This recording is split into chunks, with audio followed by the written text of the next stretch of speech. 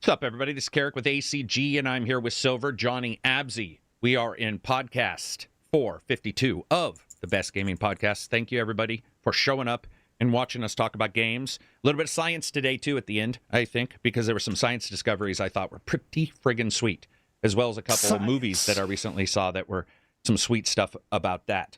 Anybody in our Discord chat and any YouTube members who join, you can jump into Discord. The chat, video chat, should be up and running by the end of the day. Had some issues there. Not 100% sure what it was, but I think we've got it pretty much taken care of. I think I had my worry about bots settings way too high. And so just some people's normal desire to sit around was causing it all kinds of issues. And so I think I've got us working. I think so. That'll be nice. You guys will be able to go in and stream.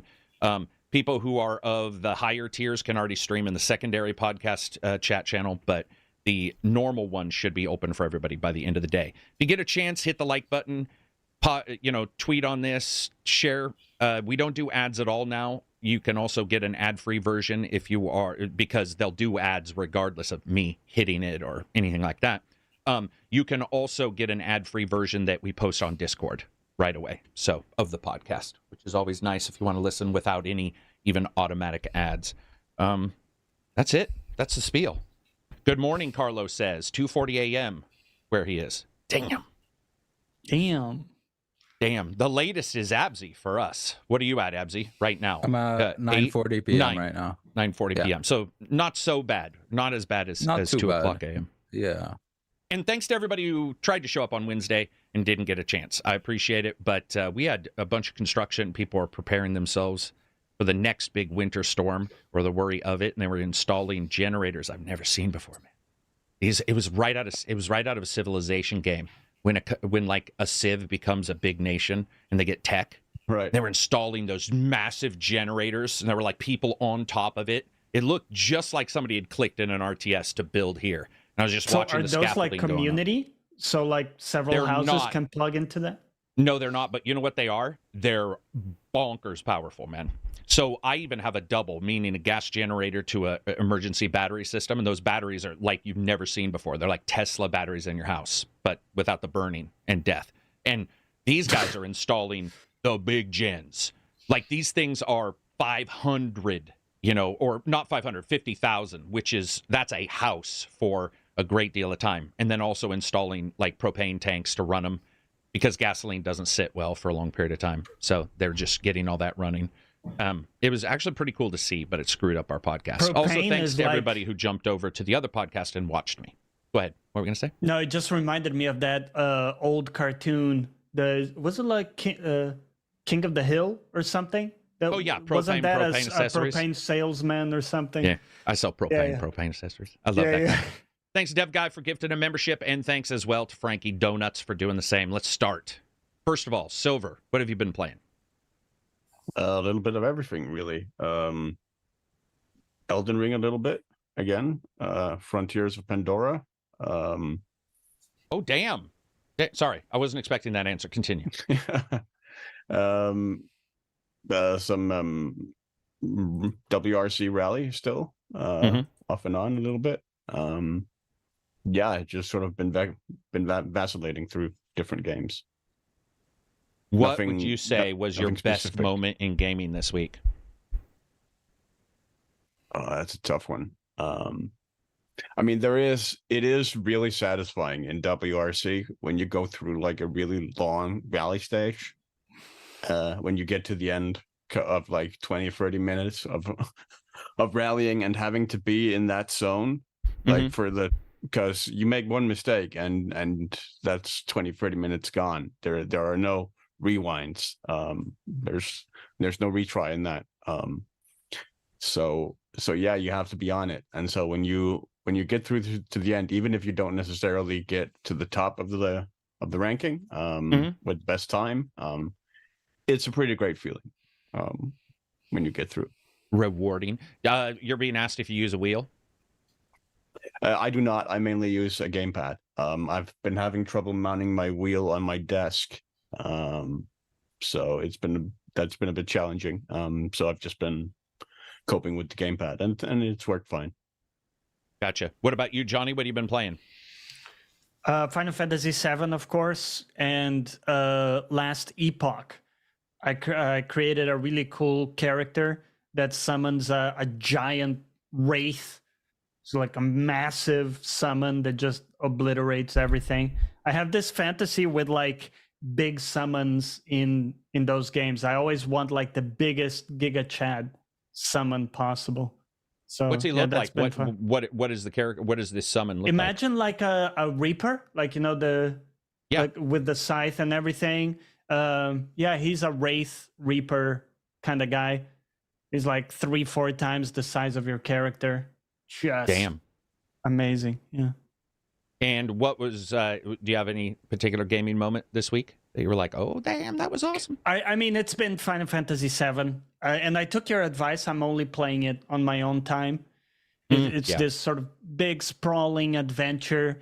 Yeah. It's filled with, you know, fun moments with the gang and mini games, with the backdrop of death and destruction, like we talked about in the Discord. But it's like a much more kind of adventure filled story for me when you compare it to something like 16, where everything was pretty grim and dark, and, you know, we're serious all the time. And I really like callbacks.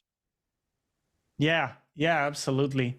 And I enjoy the towns so much. I think they've done such a good job with the towns, like being able to look around and explore. And each town has, you know, sort of their quirks and different mini games going on and stuff. Yeah. Very, very cool. It's so interesting too. We talked about this last podcast that they do repeat themselves a lot, but there's something about what choices they made for the animations of the characters in the towns that feel cool, you know, that feel like alive, even though you can see that repetition. It's not an open world in the way that guys are walking around, going about their business, taking a piss. You know, it's not guard, you know, where you can sneak up on a guard while he's peeing or pooping. It's not about that. It's just about giving you a little slice of life in a village or a town that looks really cool. They did a really good job with that. Abzi, what about you? What have you been playing? And then what's like the best moment you at least remember?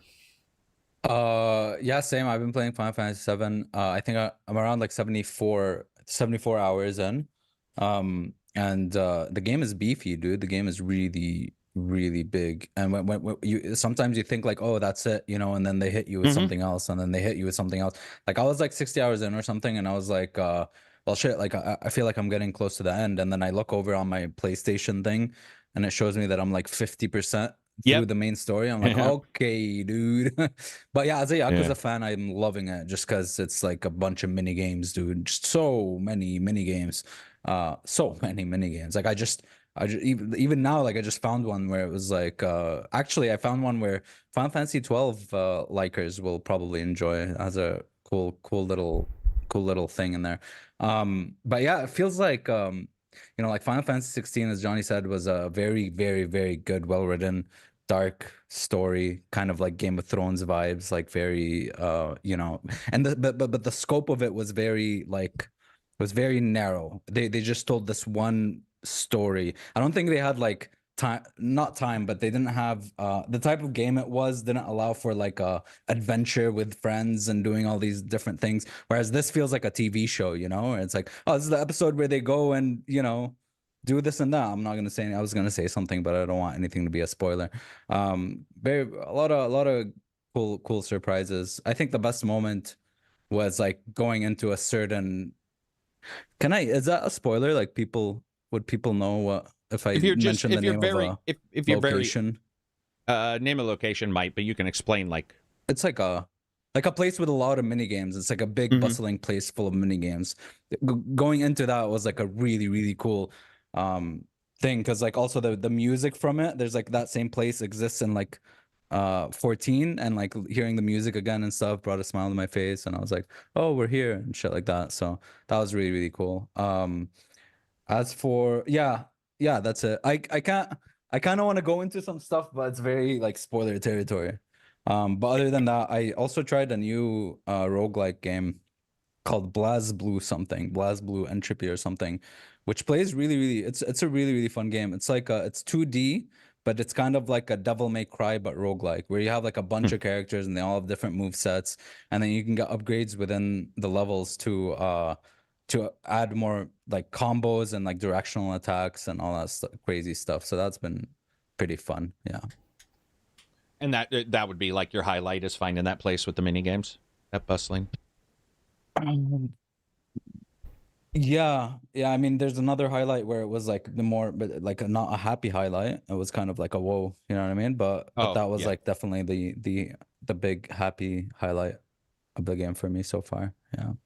For me, we've been playing a bunch of Hunter Call the Wild in chat, and we got some people, and I got Takedown to play a game again, which is which one? Which is that he fucking played his heart out, man. For those 5 or 6 hours, he was focused. It was, he started jumping after a while, which is always the takedown. It's like a tick Takedown gets when his focus goes low, when he starts messing around in the game world. But he's doing a really good job. It was fun to play with him because I hadn't played for a while with that guy. And then we played with Spetsu and a couple others. And we just went around and we basically just did like a 20-person impromptu podcast while 5 or 6 of us were playing and streaming. It was really good time. Probably my highlight, just because I like Hunter. And I am unfortunately doing reviews that, of course, have NDAs, but you can guess what they are. That's just the unfortunate side of this. And then I played some more Pacific Drive. Now I have like 107 hours in Pacific Drive after 35 for the review. So that goes to show, like, that game pulled me aside. And then a ton of Starfield.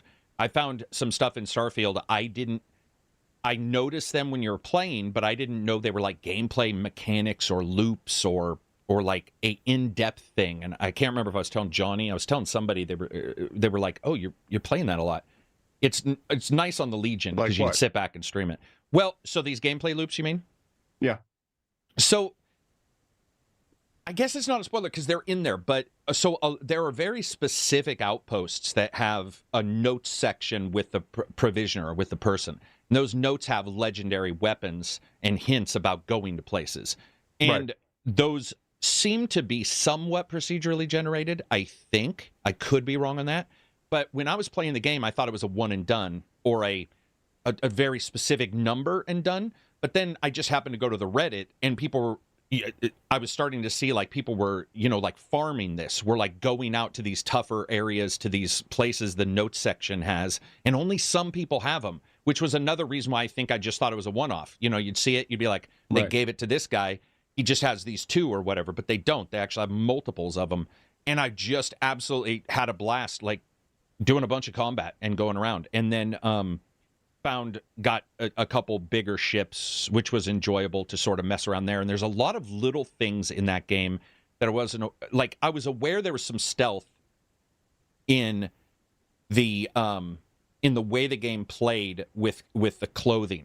So there's places like in Neon that you go downstairs and they're like, "Hey, you're not, you're going to get kicked out. These people will be mad for you trespassing." I don't know why I didn't pick up on this, but also if you switch to their clothes, you can take stuff that is labeled as stolen normally.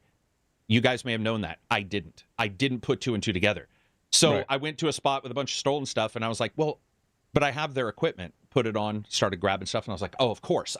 Like, there's so many things going on. That really wasn't the way I played anyway, but it's been fun to dive back in and see those kind of things, and really have been modless, just streaming, because it's easy to get 11 or 12 hours on a handheld device and doing a ton of Lego. Dude, we've rocked Lego like nobody's. It's ridiculous. I saw you had the Horizon set. Yeah, the tall neck. Turtleneck? Tall neck. Yeah, turtleneck would be even better, though. I love the idea of a turtleneck. Okay. I mean, it would fit. But yeah, tall neck. And it's cool because you just watch a show, play the game, do some Lego, and sit back and relax. And I needed that prior to all these big games, because some of these games are really in-depth. I don't think people really understand. Rise of the Ronin, Dragon's Dogma. Not saying I have codes for those. I'm saying these are the ones that are in-depth. Yeah. Those are huge. And then Horizon, Forbidden West is to me, a very huge, very in-depth game. And then you add DLC to it because the PC version is coming out, and it's like, damn, there's some huge titles. And the surprise titles we've got. We had some stuff announced. Xbox Stalker came out, which we'll talk about the Xbox event in a bit, but a bunch of people were streaming Stalker yesterday. I'm wondering if weird. Because like Go for the original trilogy had a lot of issues that were fixed by mods that were never fixed. So I wonder if they actually went back and fixed those issues to get it ready, to get it good for console. That's a good question. I know that only one of them has the optimizations for the new systems, and the other two are coming later. And I think that's in a weird way smart. While you can buy them all, which that might be to some people a little odd, but the first one has the optimizations for the Xbox and all that, and then supposedly it's coming later for the other ones. So, Okay. But what I saw, yes, it looked geometry-wise older, but Of course. a lot of it didn't look. I'll just say it looked like a low-level B game we might see now. Like I was like, Stalker was ahead of its time. In the trailer, I was like, whoa, yeah, like the atmosphere looked great, yeah. And it was cool to just be like available now. And it was funny to show just how much those are a big deal, because available now, like, I mean, everybody was going to find it. It took me a while to find it. I don't think it went live instantly, but it was like people jumped in. And then I don't know about you guys. I heard available now, and guess what I made up at the end? On Game Pass. So I was on Game Pass. It's not on Game Pass. I just have heard it so often that when it said available now, I actually magically made up in my voice or in my head that this statement on Game Pass now was there. And so, and a bunch of us in Discord, I was not the only one. I was like, oh man, I totally screwed up. And everybody's like, nope, we all, we just sort of dived in and thought that's what it was. But I think they're $19, which wasn't bad. And so my best gaming moment was like Hunter, probably. Yeah, Hunter. That was just... The Starfield stuff was pretty cool because I don't really care. It's got its issues and stuff, but finding those kind of things in any game, even a game I don't like love, is really cool, because then it just adds a little bit that you can play out as a cycle. You can ignore the other cycles you played out and dive into this one and play it out. And surprisingly fun.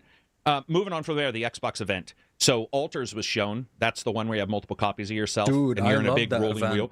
I know. Yeah, the I loved idea everything though I saw. of having multiple Alters, copies of me is haunting. dude, like it's to not me. only that. It's not just cloning. It's actual people from other dimensions where you've made different choices in the past. Yeah. So let's say you decided to stay with your wife. There's a version of you that decided to stay with. And so they all have different personalities based on those, like their life paths going different ways. So they could get into arguments where like they're opposed to, and you have to like mediate or like side with one over the other. Like it's really, really cool. And it's made by the 8-bit, which is they're also making Frostpunk 2, but it gave me a lot of Frostpunk vibes.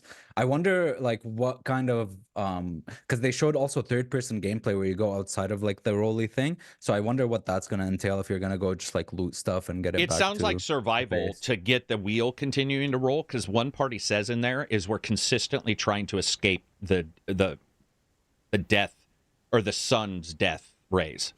So I think it's a massive planet and you're rolling across it as the sunbeams. So there might be a timing, like some decisions you make to side with one versus the other may affect how fast your wheel goes, or what. I just call it a wheel. That's what it looked like. And didn't you guys feel it looks like Fallout Tactics a little bit, or XCOM with the rooms It looks on like the side of it? This War of Mine or Fallout Shelter. Yeah. What did I say? Very much I said so. Tactics, didn't I? Tactics, yeah. I absolutely meant Shelter. Yeah, that's exactly what it looks like. Yeah, very cool there. And then they showed Creatures of Eva or whatever, which looks like a Viva Pinata Ghostbusters mix. That was, that weird Bandai Namco, I think, or is it Capcom? Weird tower defense game. I'm super interested in that. Weird tower defense game. It's like you're a guy with a katana, and it's very, very colorful. But you're in a village, and you kind of set up archers and stuff everywhere. And then at nighttime, monsters will be attacking the village, and you kind of help them out and stuff. That one kind of interested me. It's very weird. I think it's Capcom, yeah. You think it's Capcom? Okay. Yeah, they did. I think that's actually one of the nice things, is that they had all these little events, these little titles. Some of them we've seen, a couple I hadn't seen, that were actually looked very interesting to me. The other one that looked interesting was the first Berserker, but the FPS. They locked it at like 17 FPS. Yeah, so I can't tell. I mean, was it bad FPS, or is that a Spider-Man anime suit? In a couple scenes, choice? Yeah, that's what I thought. It was it's very. I think it was the stream quality or something, or okay, some weird shit. But there was also another one where I think it's the first one they showed, where there's like a girl who has these very cool powers where you kind of have like telekinesis and stuff, but you can also enter the minds of like the enemies and have them fight each other. Looked pretty unique. Yeah. Silver or Johnny, did you check out any of these? Frostpunk 2 maybe, or Frostpunk 2 as well. Yeah. Yeah, I saw Frostpunk 2. That one I'm really excited for, and that is Game Pass, right? I think so. Day one. Yeah, I checked. So it's July Game Pass. Damn. Okay. Or not early access, right, Johnny? That one's no, that's like full enchilada. Yeah, coming out in July, I think, right? July can't even sit up. So much stuff inside. It's just an enchilada. It's just a plate of presentation. Gotcha. Any others? Silver, did you see any of these? Sleight of hand might have been up your alley. I missed the event. Okay. So sleight of hand, I want to talk about. During the CGI, it looked like Lamplighters League or an Xbox game. But then once we found out more about it, it's not that at all, which I think that shines light once again on the CGI misuse, where it's just not working, man. I just don't like the idea of doing that kind of stuff anymore. It's such what they showed and her throwing cards. She's like a witch, lady of fate. What is that? It turns out it's game, right? It's an espionage game, yeah, but it's not a XCOM style. It's not turn-based. And what they showed and how they were showing it made it look, at least to me at first. I think it's just because the CGI reminded me of Lamplighter CGI. So it's some of it's my fault. It would have been really nice to see gameplay because I'm very interested in that. Yeah. Yeah, any of these times where we just see the CGI doesn't work. I mean, plus with the cards, I thought it was going to be like a card game or something. Yeah, true. Yeah, especially because it's coming after Balatro or whatever, so it's easy to just assume it might be a card game. Anybody in the chat, were there any that you guys were liking the look of? There's a super chat. I'll get on it right now. Elvenkind, $10 super chat. Longtime Spotify listener. Great that you got it fixed. Thanks for bringing me joy into the cold dark of Finland. Have a great weekend. We have a lot of Finland watchers. Finland must be hard up for any kind of entertainment. Like that, you guys are accepting the low end if you're watching us. Saunas are pretty much the height of it. So. Yeah, right. Hot water is the excitement in Finland. Like if we're one step, we're just one bubbly hot water. You got Alan shit coming out of that, man. It's crazy. Yeah, that is. Yeah. Very dire. What were you saying, Johnny? To be fair, their sauna experience is like a notch above any others because they grab branches and hit themselves in the back in the sauna. Yeah. So it's got a little religious overtone going on there as well. I think little cat of nine tails. It's to like boost your circulation and I'm okay with the small percentile lower circulation than they get. But you get those people who are like, I get 0.001% efficiency in a skill. That's to me, that's your shit skill that you get in a game. That's plus 5% to attack. Plus I'm like 0.01% circulation. It's like a but you have to get hit with a branch. Yeah, but you have to get a cat o' nine tails across your back. It's like, I'm okay. But thank you for watching us from Finland, and thanks for the super chats. It absolutely helps. Looking back at this, also they had Frostpunk, First Berserker, Tales of Kinsara, which is the one made by the guy who did Bayek.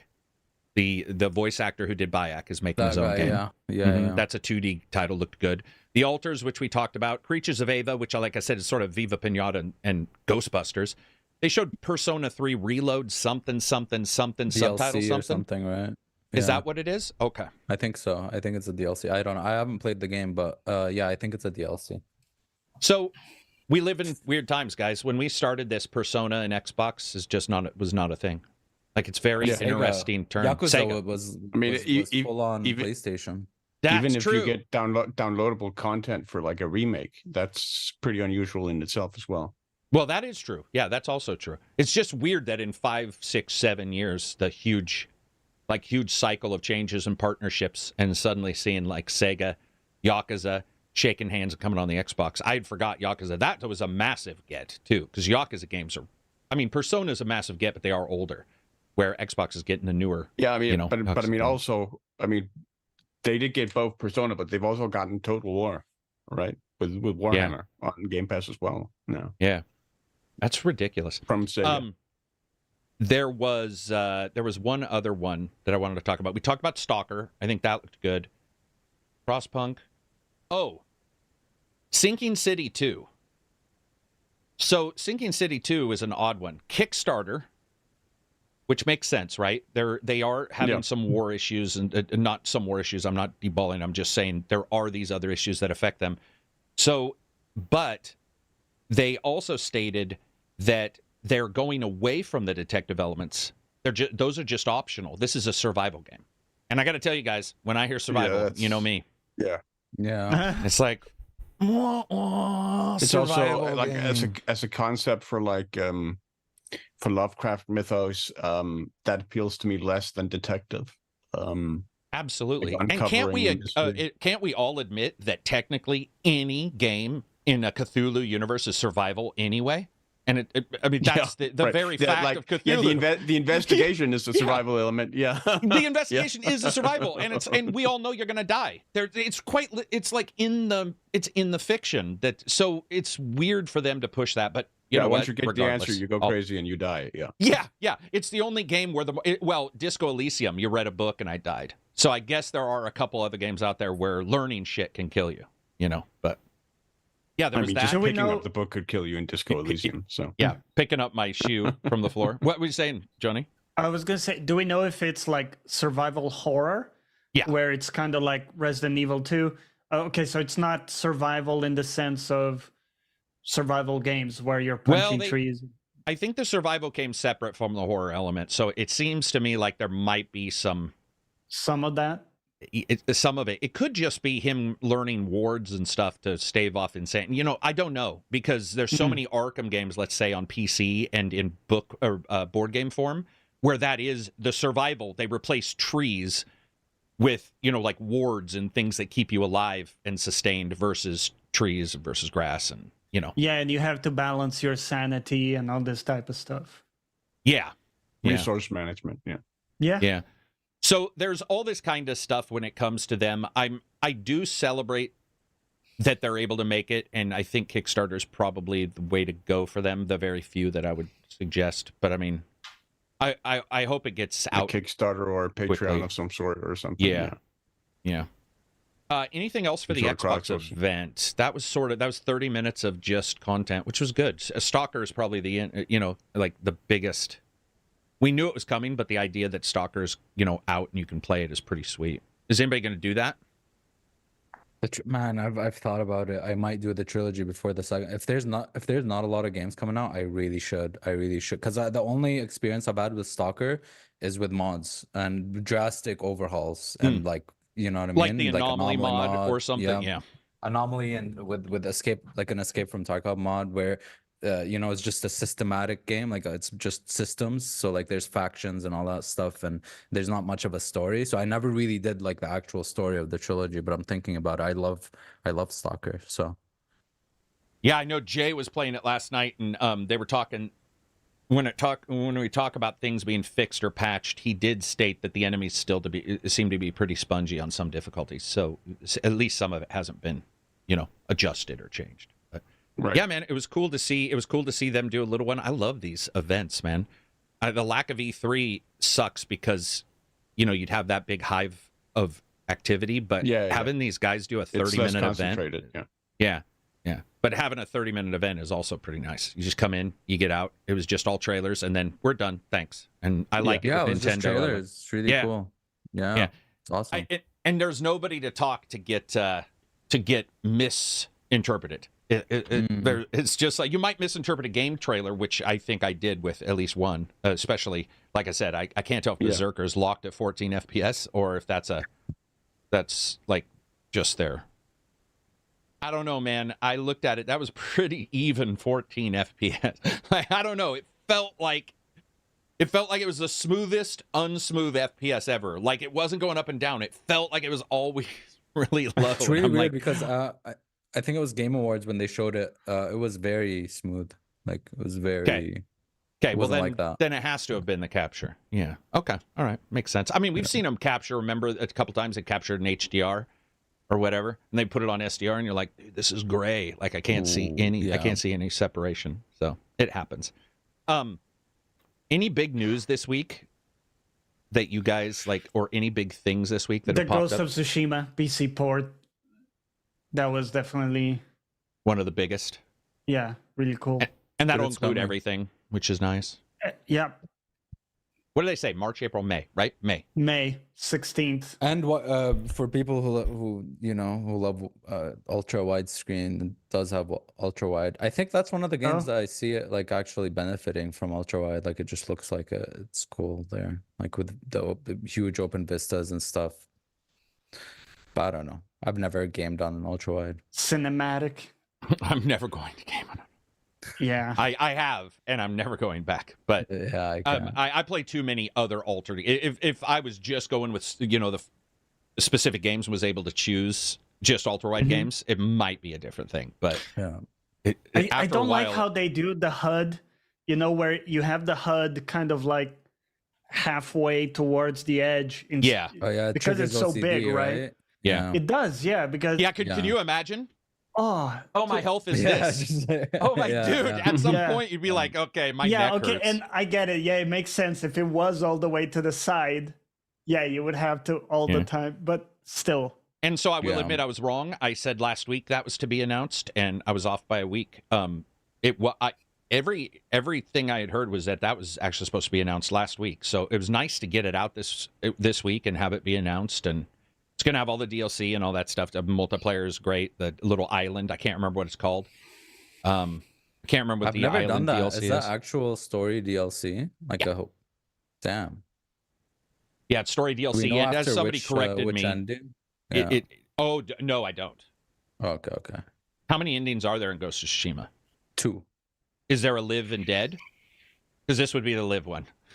Just by default. There isn't live and dead. Okay, because I was I was going to try to do a process of elimination, be like, well, I'm pretty sure. But it changed up the combat a little bit. Not as much as I would like, but somebody reminded me on the podcast chat. So I want to say thanks to whoever was posting, saying that new DLC had adjusted my rock, paper, scissors.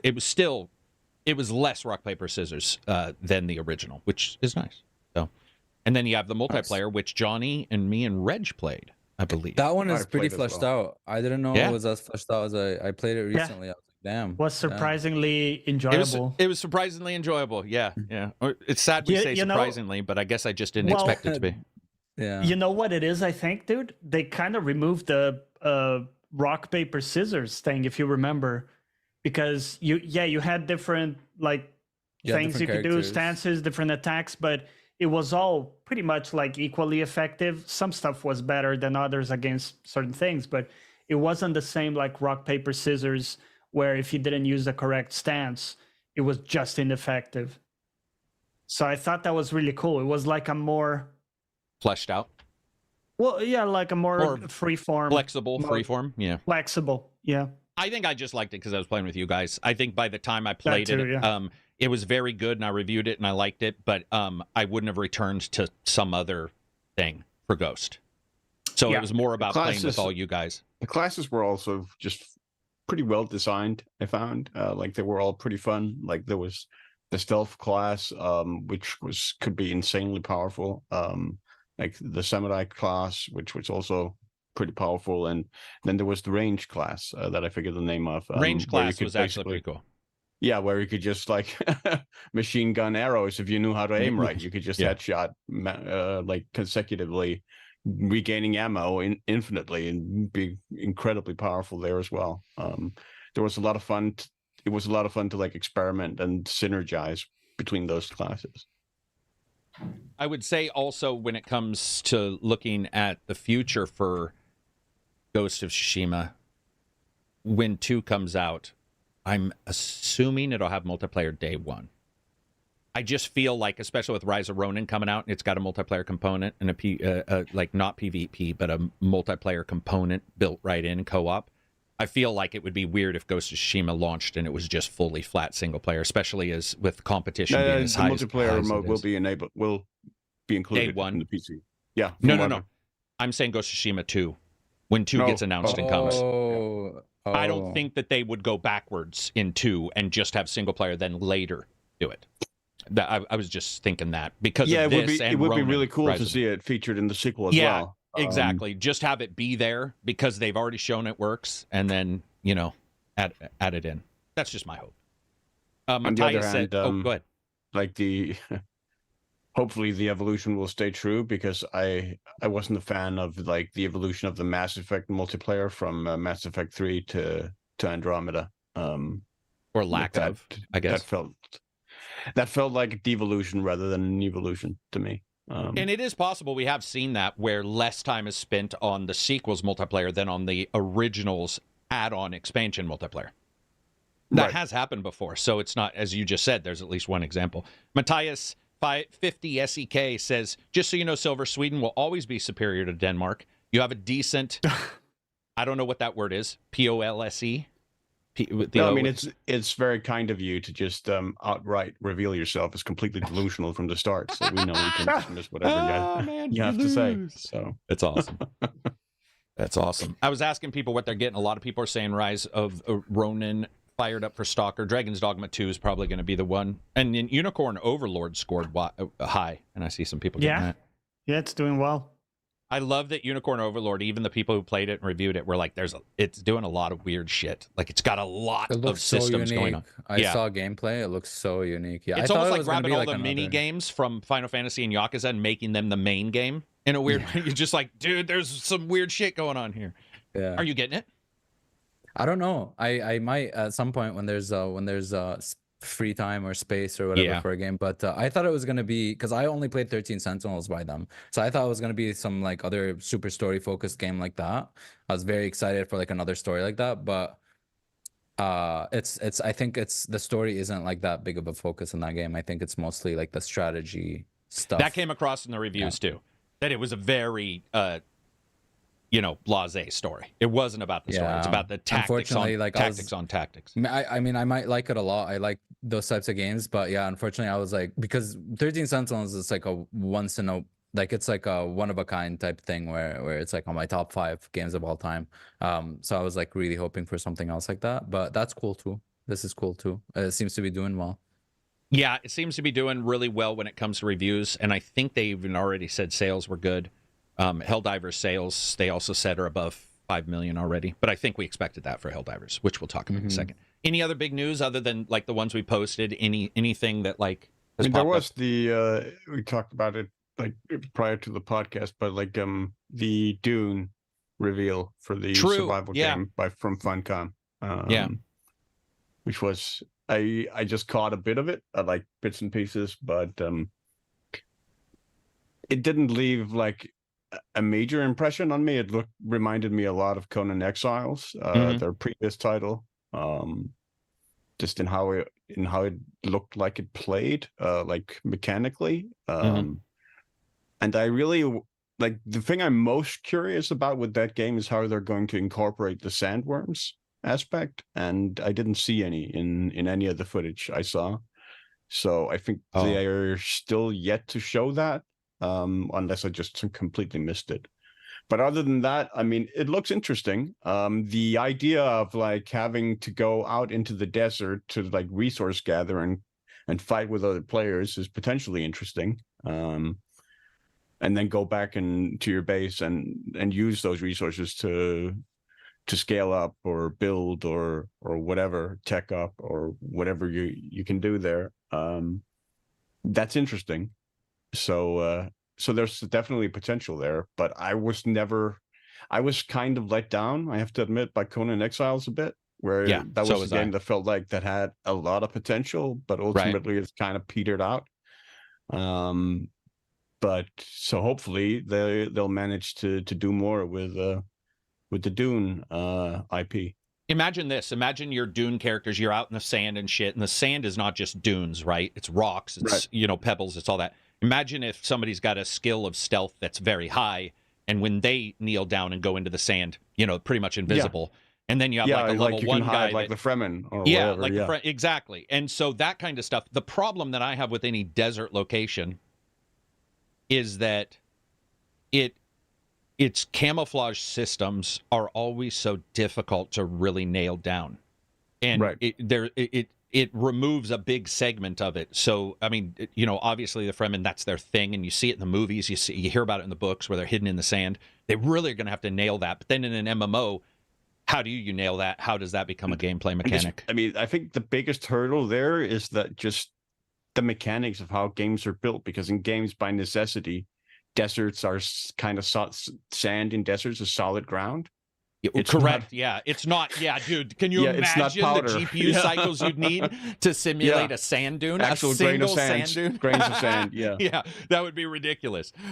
Yeah, so it looks like it'll be enjoyable to check out more of, but I'm not sure I'm going to jump into that one. I like Dune and I like all that stuff, but here's what I would want. If I was going to announce a Dune MMO, I would show a raid where the leader of the raid is standing on the sandworm and all of his people are behind him, and it's like you're going to attack some old fortress or something, and you show the sandworm right away, because that's the same thing that's happened in the movies, the same thing that happened in TV shows. It's so difficult to do the sandworms, and then of course you have Neil deGrasse Tyson's first post. That's not how physics work with this with sandworm. I'm like, listen, it's also not 40,000 years in the future, dude. Calm down. Like, this is, we don't. Maybe their sand is different. I don't know. Wouldn't it be disappointing if there were no? There are no sounds in space, but we can still enjoy the sound of a swooshing TIE fighter. Yeah, there you go. That's a good point. Yeah, go ahead, Johnny. What were you saying? Wouldn't it be disappointing if there were no sandworms? You're just expecting the whole time for them to appear, but it's only like people fighting other people. I've read confirmation that sandworms are in the game. Okay. So I would hope they are. That's good at least. But it would be disappointing, yeah. At least it won't be like accidentally watching gay porn where you keep expecting the girls to come out, but they never. Wow. What? Deep fucking cut. I was not. Do you know what I thought you were going to mention? The crew not allowing you to put crews together. Oh. Like, to keep it on that level. But you are absolutely right in that one, or when you get like adult shows that are for like Cinemax where they won't show the actual, the actual stuff, but it's it's happening, or but they made the paid soft for an version. OnlyFans, but the girl doesn't have any nudes, so you're like, oh well, shit, I just spent. OnlyFans doesn't even have a preview section, right? I think that's one of the things with OnlyFans is you have to find it elsewhere. And because I think their stuff is just a white page, and they say how many videos and stuff. So yeah, I wouldn't know. I know enough about it to know that. So there's that. That's all that. It does look exciting to check out, but yeah, I don't know about playing it. What other stuff happened this week that was sort of big? Oh, I want to talk about something big that popped this morning, man. Fucking, Epic and Apple were going at each other, and especially it's weird when you have Epic and Microsoft on the same page. It always confuses me. It's like the two bullies in school who suddenly join up together, and you're like, dude, what? We're all fucked. These are the two bullies. Like, they're going to screw everybody up. And they basically argued against all of the Apple bullshit because Apple, in the middle of the night, deleted Epic's entire developer account and just said, we don't trust them. We're not blah, blah, blah. And then Epic went online and was like, they are verifiably untrustworthy, or Apple is verifiably untrustworthy. And I was like, that's an awesome term for a company to use. Verifiably. You are verifiably untrustworthy. And then today, after talks, they have restored that. Everybody's bitching about this, and it's also what's stopping Microsoft from putting all their stuff on the. They've only got some things on the Apple Store, and they want to get their games on. And Sarah Bond's come out and said their entire plan, all the stuff that they've got, just ruinous. It's not really working. And so I think what we'll see is probably Apple roll back some of these, and hopefully we'll see Microsoft looking at it and saying, okay, now we can get we can get Game Pass on there, because there's been all kinds of issues. And then when Apple finally rolled it around, they just really screwed it up, though. But it's Apple, right? It used to be that Epic always surprised me when they talked, because I was always like, dude, why does this guy ever get in front of a mic? Like, damn, And now it seems like that's switched over to Apple. Apple sounds like somebody who rules the universe, though. Oh, I don't know if you guys saw Spotify also attacked Apple on some stage at that way. I mean, sometimes it's just competitors, and you're like, yeah, you're bitching because they own everything. But Apple verifiably appears to be like overstepping a little bit. I don't know. We'll have to see how all that works out. Any other big stuff that's happened this week? Let me check. I want to hit the stuff we are going to talk about. Yeah, right? Other than the stuff we're all going to talk about, I just wanted to see if there's anything, because occasionally there'll be little bits of news or something that we're going to talk about. Helldivers. We're going to talk about some Nintendo stuff. We've got some mods I want to talk about. Dragon's Dogma. Dragon's Dogma, Greedfall 2. I guess the only other thing, and I talked about it on another podcast, what do you guys think about WB? So WB came out and their CEO said, we don't know the future and blah, blah, blah. Here's, we're just going to sort of try to hit live service games as well as the big titles.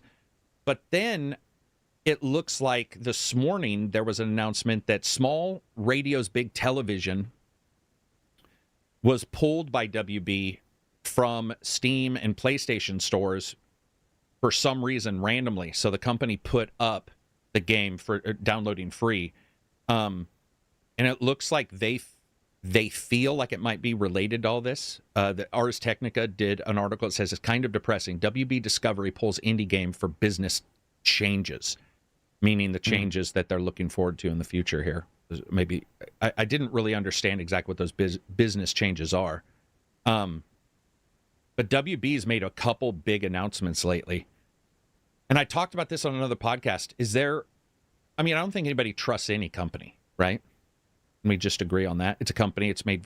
What I mean is we don't trust. They're not there to make sure that our our mouths are filled. Like they're not there to take care of our as I've basic said needs. repeatedly, it's important to understand about companies and corporations. They are amoral. They are not moral or immoral. They are amoral. They do not care about morality one way or another. If there is a profitable incentive to be moral, they will be moral. If there is a profitable incentive to be immoral, they will be immoral. They will go where the profit goes. Yeah, and let me explain something here. I heard a conversation, and I think Silver and I are going to disagree on this because I'm cynical more so than I think he is on this particular element. But I heard somebody say indies will save us. And I chafed at that a bit because I was like, listen, if I don't think being labeled an indie magically makes you better. I don't think it changes the person behind the work and AA or AAA. Also, I hear a lot of people saying AAA doesn't they don't do any or very little evolution of gaming. And while I didn't like the game a bunch, I do have to point out that one system, which we talk about all the time and everybody wants, is the Nemesis system, which was made by WB and is going to be in the Superwoman game. So it's Wonder Woman, Superwoman. There's probably a Superwoman super character, isn't there? Now that I think about it. Supergirl. Yeah. Supergirl. But I don't know. Like when you look at WB, what do you guys expect from WB? So they said big titles as well as live service. But since Suicide Squad didn't work out, what do you guys think a live service game in WB's eyes can be a success? What does WB do? Is it more? Harry Potter is the other one that was brought up. Yeah. Yeah, Harry, what would you see? Do you see a single player then, Abzi? Like a big single player game with a multiplayer component like Division, where you can go single player or fight Horcruxes and bad guys as a group? Hogwarts? For Hogwarts. How does Hogwarts let's not talk about soccer or volleyball or whatever that fucking game is. Let's talk about like actual real gameplay. What would a Hogwarts service multiplayer game? Hogwarts service game? Yeah, that would be so we've seen with Helldivers like how they do kind of, the real time, changing of planets and all that stuff. What if you actually went through like a full year of Hogwarts, in your actual in real life, and then your classes changed and all that stuff? You had to take an exam by the end. I have to take an exam. That would that excites me. That would be like sweet. Hogwarts living. You join a house when you play, and then like collectively, different houses have like different score points based on how they're doing. On your successes. Oh, dude, that would be sweet. You know what? I joined the one that nobody likes, not Hufflepuff, the other one. No, it is Hufflepuff, right? Is that the one that everybody hates? I joined Hufflepuff just to get them above everybody. Just they're like the nice guys. Yeah, they're the nice guys. I'd be like, dude, let's all join Hufflepuff and just rock coolest, this. Unique quest in the game. Yeah, they did, didn't they? You actually got to go to the prison. Yeah, Azkaban or Azkaban. Azkaban. I was pretty this close. You were quite close. One letter. I was. I'm going to take that one. But yeah, man, that would be awesome to do something like schools and raising up. Or what about different schools, man? It's like, what if the expansions allow you to make I always bitch about this because I love the Russian kids who come during the Phoenix. The Bulgarian, I think they are. Yeah, or the Bulgarian. I love those guys. They're dancing. They got their staffs and they're all militant. And I was like, dude, that would be a cool. Nobody wanted to go to the French. That castle will never be built. Nobody cares about that school. But that one Bulgarian school, those guys looked Like that would be an amazing school to go to, where like kids are killed every night just cause. Yeah. You know, it looked like a Yeah. hard Or, like, ass go to- school, right? Schools outside of Hogwarts, yeah. Like Yeah, that would be other- great, man. That would be amazing. You know, each night you just Yeah. draw a lot, and if yours is the shortest, you're dead. You're like, damn, The this is a French hard one ass where school. with all the girls. Yeah. Okay, there's a reason to go. It's just they came in, you know, whether Russian, Bulgarian, whatever. They're doing their like capoeira with their staves, and they're smashing them on the ground, and then the French people are like doing their pirouettes. I'm like, come on, nobody, what are you doing? So no, but that would be awesome, man. I love that. Anybody else have ideas for what a Hogwarts? That's probably the big one, right? A service game like Division where you can play it alone, but you can also have clubs or groups. And remember, there were clubs in all the Hogwarts, or sorry, all the Harry Potter movies. You know, they had like the little groups, the little cults, the little whatever groups of kids. That'd be cool. You can make your little like chess club or whatever in high school. Yeah. Or create a hideout somewhere no one can Man, it see would be because it's got a so spell cool. on it. But I know this will never happen again. But you know, before when MMOs were built good. on just systems, yeah, where they were just built on systems, and then the community thrived and made like their own stories, like EVE Online. You know what I mean? All the stories coming out of that, just because the devs. Yeah. But now games, I feel like, are way more controlled, way more. There's a lot more rules. We'll touch on that in the Dragon's Dogma thing. I have a preview I want to talk about. But other than that, yeah, like that would be so cool for that type of game where they just set up systems and tools, and then you kind of just did your own stuff, you know, formed cults or formed groups, and, you know, started attacking other groups and shit, you know. There's a lot of adventure that we only saw through Harry Potter's eyes, but when in the later movies, like 3 and on, they started going out doing their shit, and you find out other groups are doing theirs. Remember, they would come together in like a secret house somewhere, and it all looked beat up, and they're like, I went here and we found this out. You'd have to come up with a bad guy or a bad thing that wasn't Voldemort. I mean, that's the problem, right? Is like they made the ultimate bad guy. It's just like Marvel, where they get Thanos, and then afterwards you get like a bad guy from Arrow as the main bad guy. You're like, dude, they would just literally just throw Captain America at him and he'll die.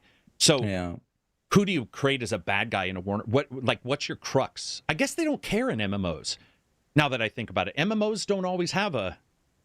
It depends Matter if of it's fact, like they player will. oriented or like and story. it can oriented. often be seasonal. So you get an expansion pack like Different I villains. mean, in World Different of villains Warcraft there types, was yeah. like Sargeras and then Arthas. And, What if right? a player true. that can Oh, go ahead. dabble in the dark arts a lot becomes the villain of Oh the my season? God! See, Yeah, you know? exactly. Or Yeah, that would be that type of thing. amazing if, like, Yeah. every season one player is like, It's dude, like this super guy. overpowered, and he like goes out and becomes a hermit somewhere in the forest. you Yep, know? and he's just like Yeah. creating bad guys for you. That would be cool. Yeah, And it becomes an RTS, and they're like, "Yo, we're gonna attack Hogwarts now with the," and people have to play. Oh my tower God! And you defense have to on- play an RTS. That would be awesome. They just say screw it. Instead, well, a lot of MMOs are just survival, which is another genre. Might as well Right. throw another one in and throw RTS in there. Fuck, Throw it's RTS not in, dude. illegal. It would be awesome. We need more to do that. hybrid games, dude. We need more Yeah, hybrids. and especially in the MMO space, because MMOs try, you know, like Secret World had its go onto the internet and actually use the internet to solve a Yeah, they puzzle in the used game. to try, right? They used to try a lot of things. Yeah. You know, yeah. Well, You you know- know, it's risky, but you know, it's they used to do a lot of. EVE but Online after a is while- economic simulator. EVE Online, use your Excel to play the game. I mean, they have an Yeah, Excel plugin yeah. for the fucking game. It's like at some point they just, you know how you sometimes hear somebody will, like, especially in sports or somebody would get a bad rep and they try to fight it and almost becomes worse. And then you'll get the other person who just embraces it and it works. EVE Yeah, Online yeah. is that NFL player. EVE Online is the star receiver that just dives into crazy. And it's like, well, if you're going to Yeah. call me that, I'm going to do that. It's the and coolest it's game I'm never gonna play. You know. Oh, It's yeah, just- EVE Online?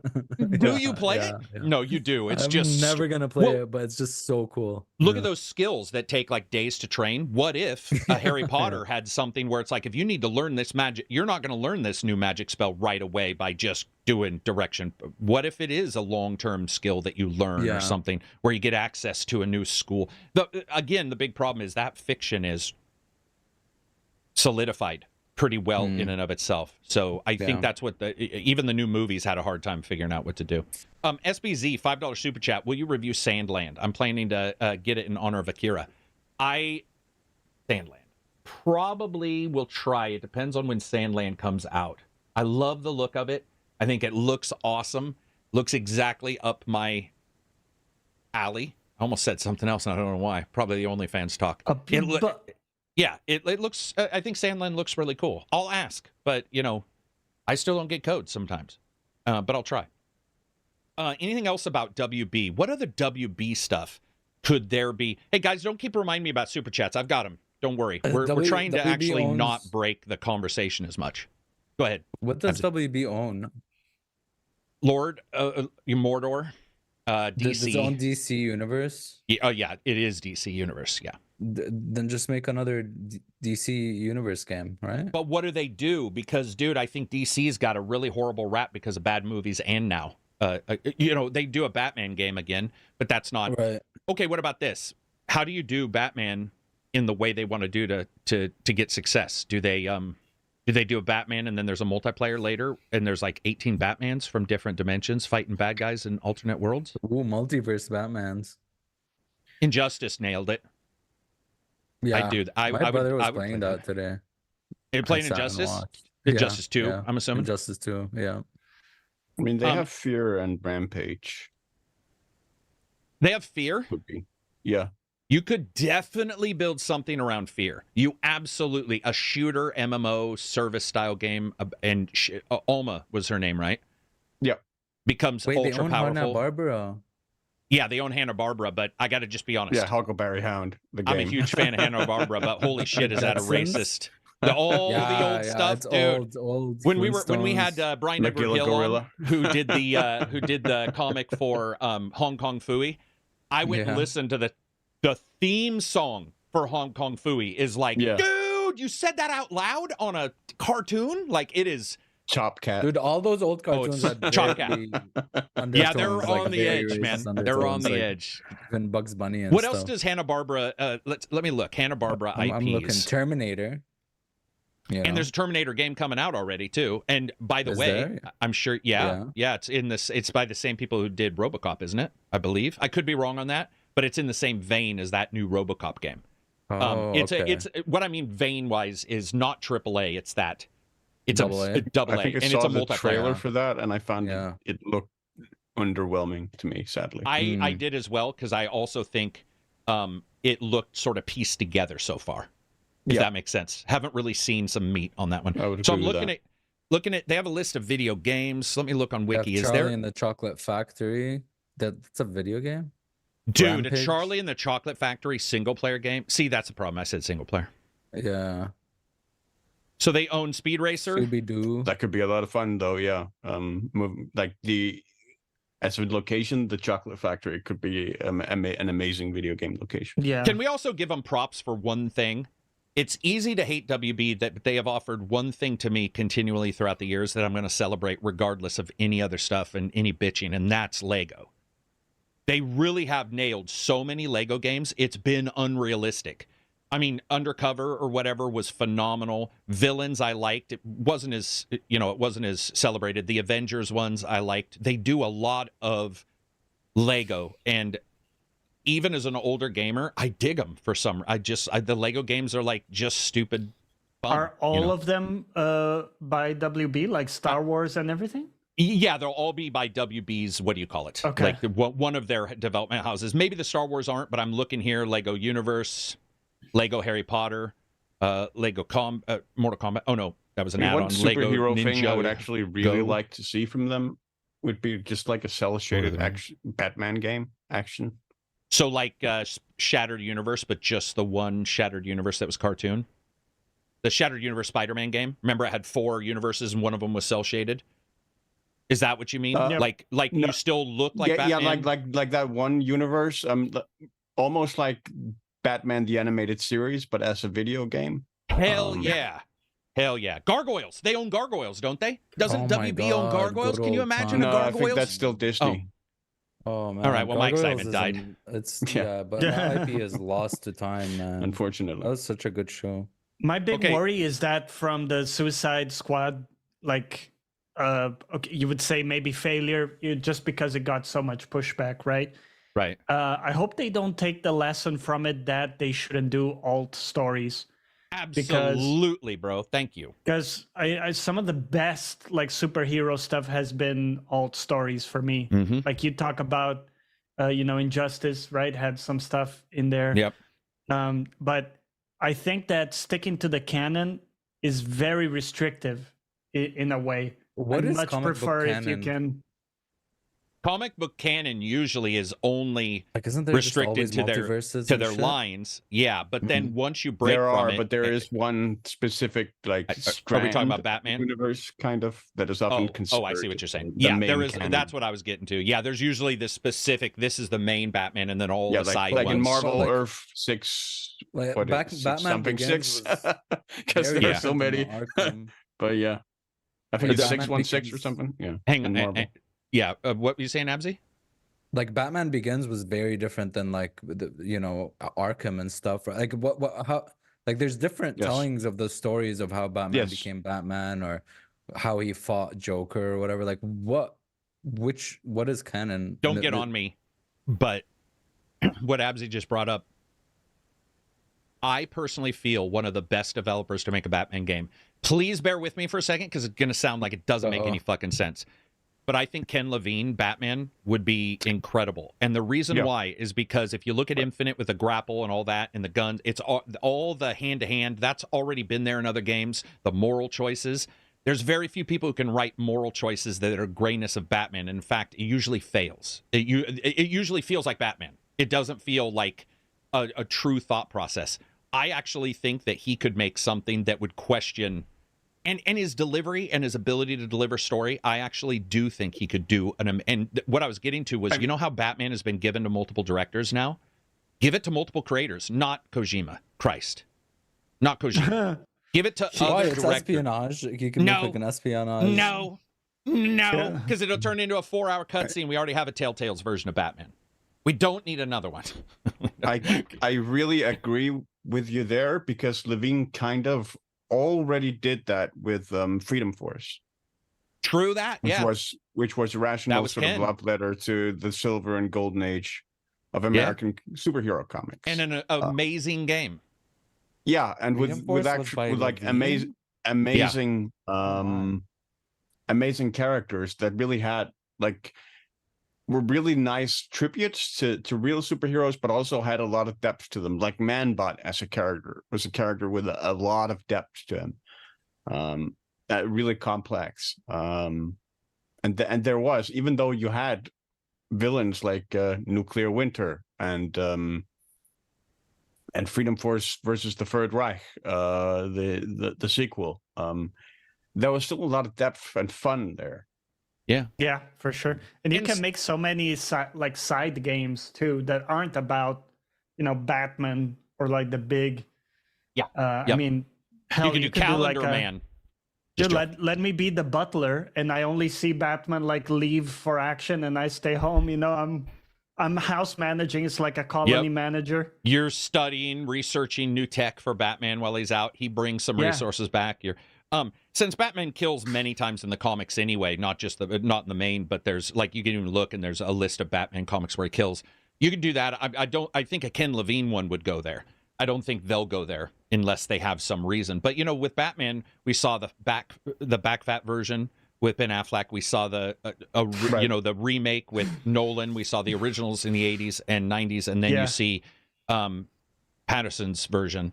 So it's obvious that they're okay on the movie side doing that. And I would love to see them choose a maker of games. That would be great for them to say we partnered with Ken Levine. Like for me with the animated show, I just love that sort of incorporation of Art Deco, Gothic noir, with sort of 30s and 40s technology. So you have Tommy guns and sort of Art Deco cars and stuff like that. That whole aesthetic, I think, is just perfect for Batman as sort of a visualization and a place for him to inhabit, like full of shadows, full of like murky darkness, gray, noir. Like at his heart, Bruce Wayne and Batman really are noir characters. No, they are. Yeah. Not even just, I feel like they are. It's just the games have gone away Yeah, from because it. The movies have gone away.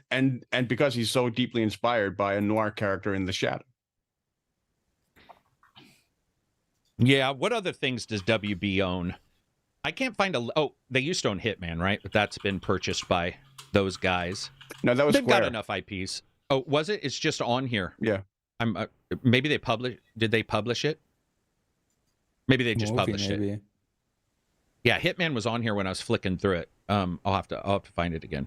But yeah, so with WB stating that they're changing things up, they got Lord of the Rings. They could certainly continue adjusting They that. got Harold and Kumar, so Well, there you go. You know, an 18+ game where you're just high as fuck, change the world. Lord of the Rings film series, but I don't know if they own the. No, they Yeah, don't own Lord of the Rings. They own the Trilogy. New Line Cinema films. I mean, The they new do ones own on Game of Thrones Oh. as well, don't they? Damn. What? Yeah. Yeah, I believe Do they? they own Game of Thrones. No. Well, there you way. go. I thought HBO. No, HBO owns Game of Thrones. Do they own the game rights, I though? thought they Might yeah, not I be the thought game they rights. They had a Had, game. thought they for had it? game rights. Yeah, because they had the Telltales version of the game, too. The Telltales Yeah. Game of Thrones. Is Trust me. Telltale's, You're not missing Warner anything. Brothers. They own Matrix. Well, Matrix is dead. Let's be honest. Yeah, dude, I- the shouldn't even Telltale have- was unfortunate, actually. Dude, the Matrix would have been like a no-brainer for a Yep, multiplayer Yeah. live service. They did actually they did what? Did they? a multiplayer. Well, they did Matrix, they did but an it went down the MMO. toilet. Yeah, they did an Oh, MMO. yeah, that old- I think we were talking about. They own Green Lantern. You could also do games based on one character, like we said, instead of Batman. But Yeah. so anybody in chat, feel free to discuss what you think about WB. Sort of trying to figure out where they go from there. Clint, $5 HBO super is chat. WB. Sorry, yeah. Oh, okay. Well, then that so it's all combined. Anyway, I All always right. Yeah, forget who owns because it's what. under the It is same media conglomerate. Yeah, there you go. Yeah, Okay. it's all owned Oh, by my. some dude on a throne made of the baby skulls he's crushed. Yeah. Yeah, Clint, no kidding, $5 huh? super chat. Off topic, but do you guys have any thoughts on the recent trailer for Little Devil Inside? I do. Which one is that? Is that the little It was one? shown about 16 fucking years ago at, I believe, an Xbox event. It looks like a Yep. very cool looking cartoonish not cell shaded, more like just It Takes Two in a weird way. There's some. It's hard to describe its graphical presentation, but back when it was This game shown, isn't out yet? right? That's the thing. I was going to say back when it was shown, it was exciting. Then it went away for like 3 years. I think Pretty much. 3 full years. One of those This games like game- the last night. Isn't Yes. out yet? No, it's not out yet. And they just finally posted something, like we are coming back, blah, blah, blah. We've shrunk our team down to deliver a game. They said it got too big. The team got too big. Yeah, Norton I think was- the highlight is like the overworld looks really cool. Very cool. You know, they yeah. have shots of the overworld. Okay, so they're currently discussing publishing before it can give fans a more substantial update. Yeah. Until then, the team has prepared a 6-minute montage video. Okay, they're using Unreal Engine 5. Hmm. Damn. It looked good. It still looks good, Yeah. too, because it's an art style that doesn't age. You know. Yeah. Northern Berserker 13 super chat from Canada. What do you guys think on John Cena's Peacemaker in Mortal Kombat 1? I think it's redemption for the Megan Fox thing. He's got previous experience with the character, though. I haven't really? got to play. I haven't got to play it. I'm happy to see John Cena do well because in movies and stuff he's been terrible. Like as an actor, like he's not my thing. For me, and I think he plays that character pretty well. So I can see why folks really do like him. Mortal Kombat DLC characters are just not my jam. I don't know about you guys. I get into Mortal Kombat day one. They start announcing Teenage Mutant Ninja Turtles or Freddy. And I'm like, it sounds great, but it doesn't, What was God of War in? Was he in Mortal Kombat?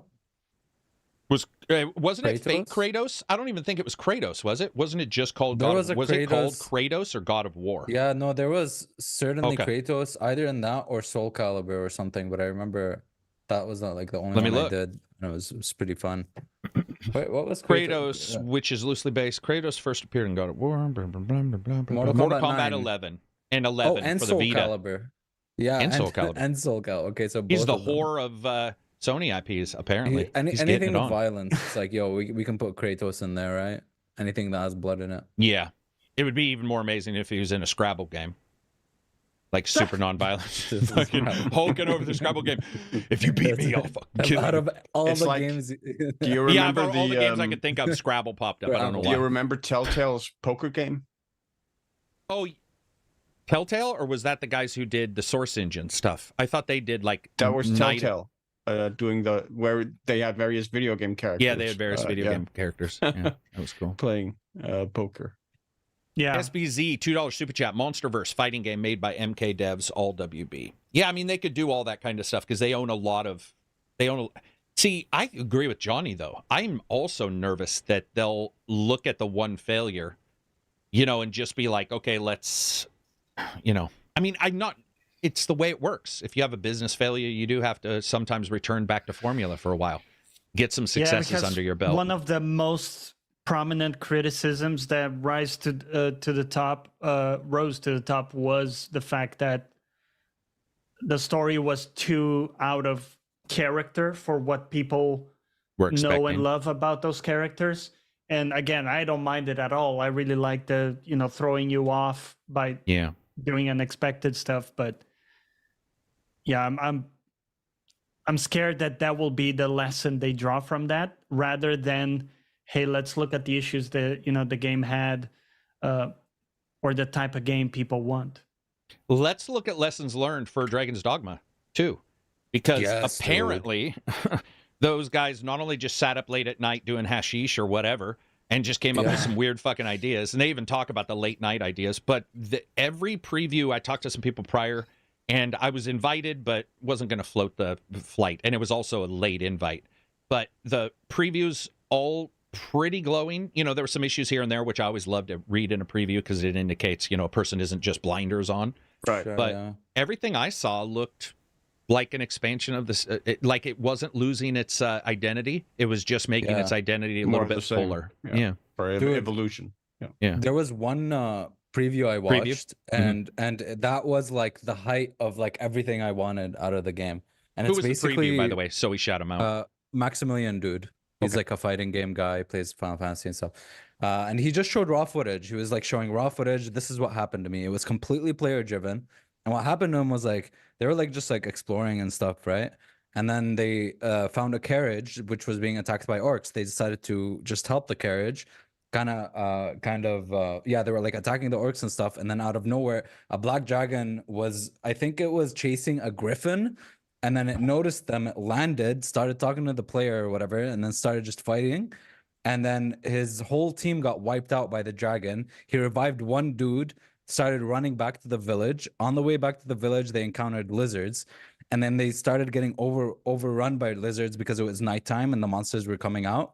And then he just left his pawn there, ran back to the village, started fighting some orcs near the village, and then he was like, fuck this. And he was running, looked back, saw the pawn, aggroed like everyone, all the lizards and orcs running back with him into village. And then the villagers all started like take up arms. Some of the villagers were like hiding in the bar and stuff. And it was literally a massive war, like a Helm's Deep fucking thing just happening out of like completely player driven events. And I was like, well, this is the shit. It's going to be cool. Like going from something very gamified, like Final Fantasy, which I love. I like, there's nothing wrong with being like a super gamey game, to something like super systematic and just like emergent and shit. So that just watching that, I was like, holy shit, this is really cool. I think it's helped also by the fact that it's not super filled with NPCs. It's always felt like a little bit of a solitary world. Granzies has like 45 people in it, obviously 4 times as many as any Skyrim location. But I think that's what's cool about it, is when you do lead them in, it probably won't look like pure anarchy. I'm sure it will, because everybody's going to test that particular aspect. We already know that because they pushed it as a big deal. But it feels to me like when you do go in, you are going to see it's going to be able to be parsed visually on what's going on, versus like an MMO raid where no one looks at what's going on. Particle effects. And not a lot. Yeah, and it's just, if it is 12 villagers, a human can parse that many people. So it's like if you see 2 people hiding, a woman defending her son, some people with shitty pitchforks leaping on its back, you're going to be able to parse that quite easily, even from a third-person view, which is sort of tight. It's going to be tighter than like a world view, like an RTS. It feels, everything I've seen seems like they've nailed all of that. Go ahead. I'm really curious how they're going to incorporate escort quests into the sequel, because they were actually a huge part of. They were a massive part of the first game. Like, they were a massive representation of the side quests in that game, where NPCs basically didn't go from A to B without getting marking down an escort quest for you to take them there. Yeah. Did you see in Maximilian's video, was he ever running around in the wilderness and saw people traveling? It sounds like the one wagon, maybe they just helped naturally. There was a right? wagon randomly that was traveling, and then orcs started fighting it. Yeah. I saw. No, I don't know actually. I think so. I didn't pay attention to that. But it's really cool, like seeing in other previews as well, like just like fighting a griffin and then it retreating and then coming back later at night to, for revenge. And it's the same griffin because it's the same health bar lost. Right. Yeah. Stuff like that is really cool. But it's also And interesting pawns because seem less annoying. Yeah. I saw Necro mention that NPCs can die permanently in Dragon's Dogma 2. Yeah, if you don't use a ward stone. They could kind of in the first one as well, but that was mostly if you let a certain quest time out that was tied to that character, then they could die and then just would stop showing up. I thought they were talking about pawns, if they die, if you had an escort quest with a given character and they died as you were escorting them, then they would later kind of respawn and you could do try and do the quest again.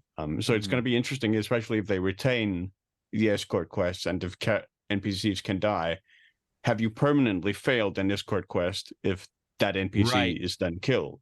Yeah, that's a good question, because we know that you can't save scum or anything. Like there's no you can't just save as much as you want and load a save, right? They mentioned that. I didn't see that. Johnny, did you see anything on these previews that you liked? I didn't watch this latest preview. That's why I was kind of quiet, because I haven't seen it. I'm at that point we were talking about where I just want to like play the game itself. Yeah, same with me. And not see a lot of stuff, because I know a lot less about the first game than you guys. I only played, the first 10 hours or so on my Steam Deck. So I'm really curious to discover all the different classes and, all the different things by myself without seeing the highlights, because they do a good job of showing, the cool things that classes can do in those videos. But that also, shows you the cool things the classes can do.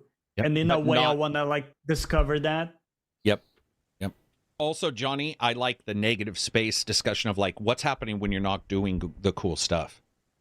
Like I want to see that. I'm more interested in what I'll be doing the majority of the time, which will not be battle. I will certainly have huge battles, but there's going to be the majority of the time where I'm running from point A to B, or I'm doing a quest, or I'm talking to NPCs, which we got to see. I will say that the voices continue to be the most questionable part of Dragon's Dogma. And number 2 in particular, they had a quest giver, and I was like, oh man, like dude, Capcom. Very reading from a script. Very parsy at the end of each sentence to wait for the choice, very like not flowy. That's just a small thing, but that is also a big thing in the fact that we'll be doing it a bunch. And I already knew about like some of the villagers and stuff, so when I see it, I'm like, okay, I don't want to see too much. But I agree with Johnny where there's the negative space of like, you don't want to see all the cool stuff. You certainly, we're not going to, because I have B footage for it that you're seeing right now, and they were very particular on what you could show, what you recorded as well. But also that downtime stuff, man, I want to explore.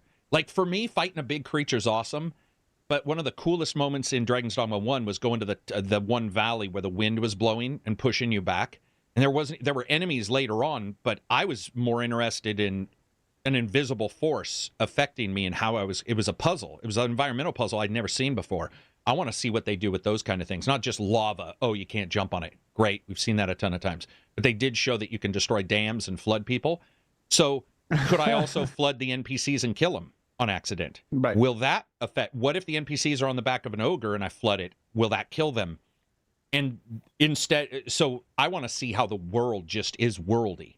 And more than any of the other stuff now. Something really cool I saw was like it was just like it's a downtime, and they were just traveling, and they stopped by like a cliff, and in the far distance you just see like a massive cyclops fighting a griffin or a dragon on or their something. own. I forgot what it was, but yeah, they were just fighting each other, like the two big monsters. That's pretty cool. I saw also like they found like a random, what is it, a cannonball thing, and they loaded it up and destroyed a wall with it.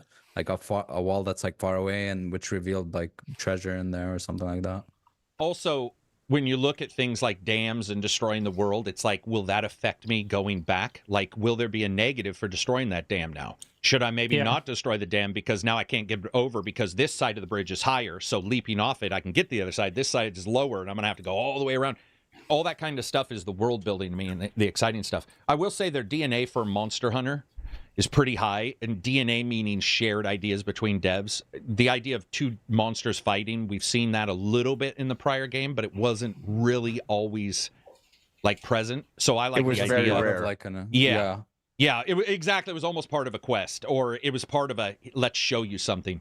I hope in this one, it's not too crazy.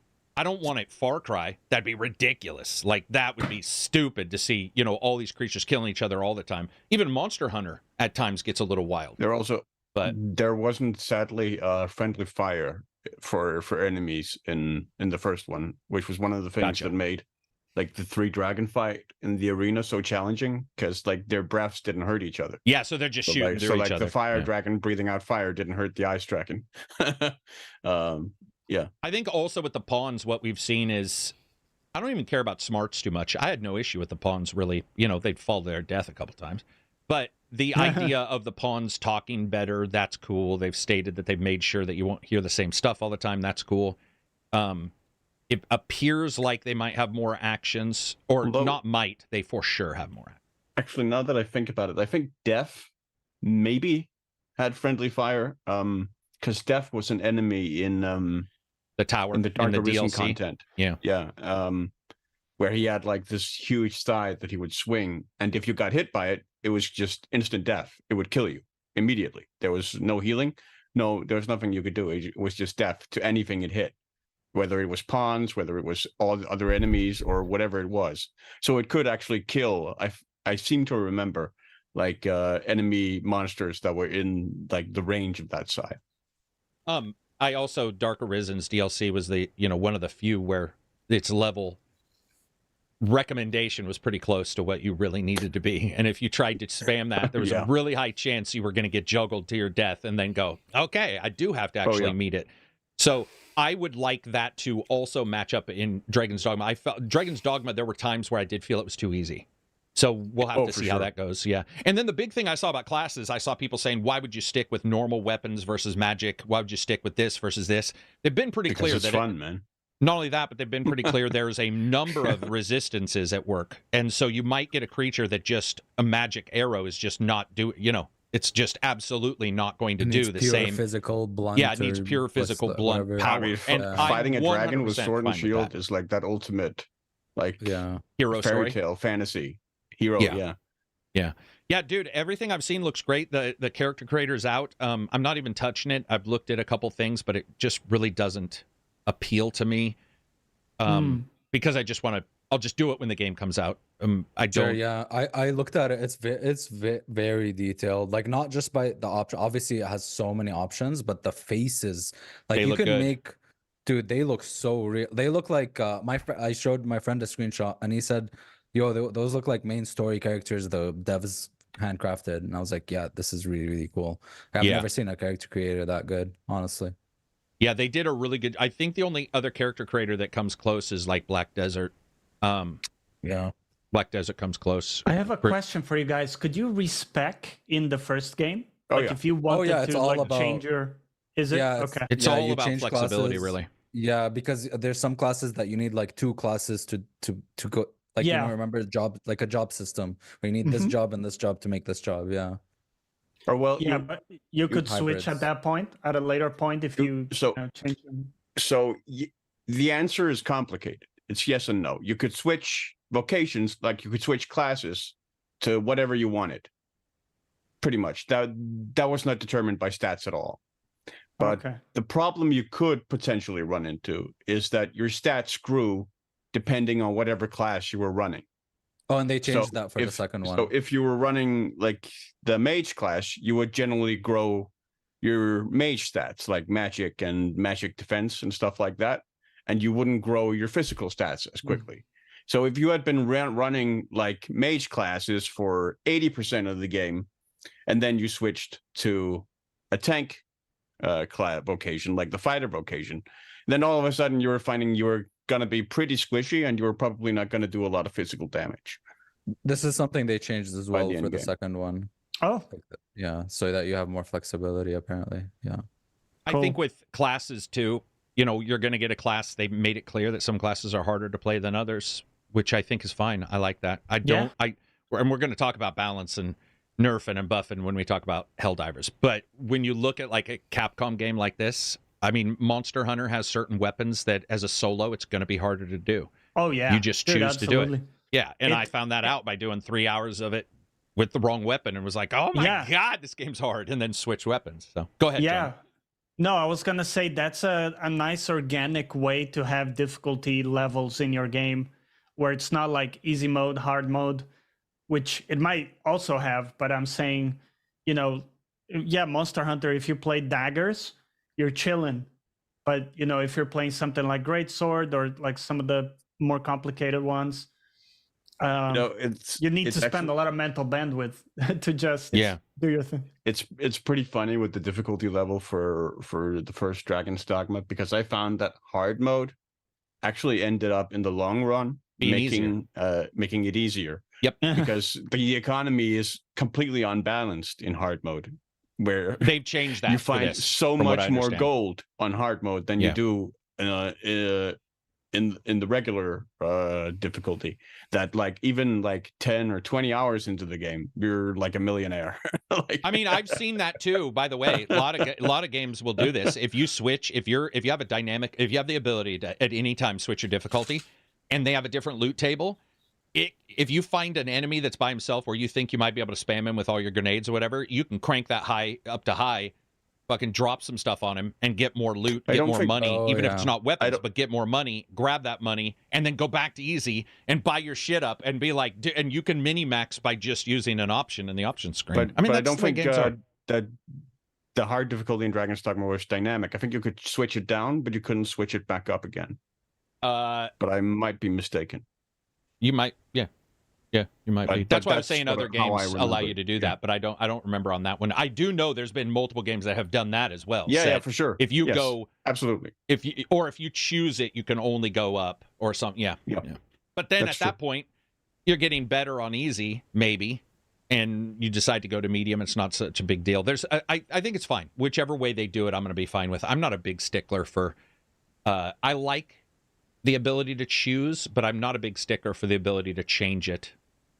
I like the ability, but it's not going to kill my desire to play the game, I guess. Yeah. You know? In fact, it annoys me when the game keeps reminding me that I can change difficulty. Like maybe I'm struggling in a fight and the game is like, hey, listen, remember you can. You want to switch to easy? The chicken. You're dying a lot. Yeah. Wait, the chicken hat? What? Remember the Metal Gear Solid 5 had like a chicken helmet. Oh, chicken hat, You could wear the chicken hat. Or Ninja Dog mode. Maybe we should put that on, Yeah. $5 super chat from Wama Gaming. Torn between Dragon's Dogma 2 and Rise of the Ronin, but these clips and the way y'all are talking, I'm leaning towards Dragon's Dogma. So the thing to understand also, this is a good point. Weirdly enough, graphically, texture-wise, and color-wise, I can see a lot of people seeing Rise of the Ronin and Dragon's Dogma overlapping. If you look at those two games, I'm not saying they're movement or anything, but they have the somewhat realistic, dirty-looking world, blah, blah, blah, blah, blah, blah, blah. But I would say they are vastly different style of game.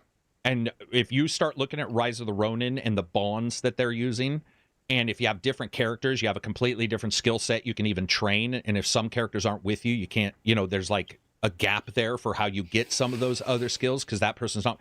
There's a lot going on in that game that Dragon's Dogma is. I mean, they're going to play it so dramatically different that it really will come down to what do you want to play, not between those two, unless you just mean pure money. And then unfortunately, that's life. And that is, it sucks. I wish all games were free and somehow we still cared that we got them, but it's not how human brains work. The issue I had with the first Dragon's Dogma is there wasn't enough dungeon crawling. Christ, could I not disagree? That was my favorite part, was that, yes, you went into the caves, you had the DLC, but I actually liked the overworld of Dragon's Dogma, and that I wasn't in cramped areas, because Dragon's Dogma's combat, while I like, sucked balls. It shined in the open. Outside, and it failed. Fuck. utterly when you got together and you're fighting an ogre and he's like, I can smell a woman or whatever. He Especially had the that camera. thing. Dude, it was the camera that killed me. It was. And that's why I joke about it in reviews. I'm like, I wish everybody would use transparencies when you go into a wall. But you look at Warhammer Rogue Trader, a game that's not action-packed in live action, in real time, and it didn't even get it right. And you're staring at the back of a textured wall, and you can hear your guy getting hit, and you're like, be great if I could see this.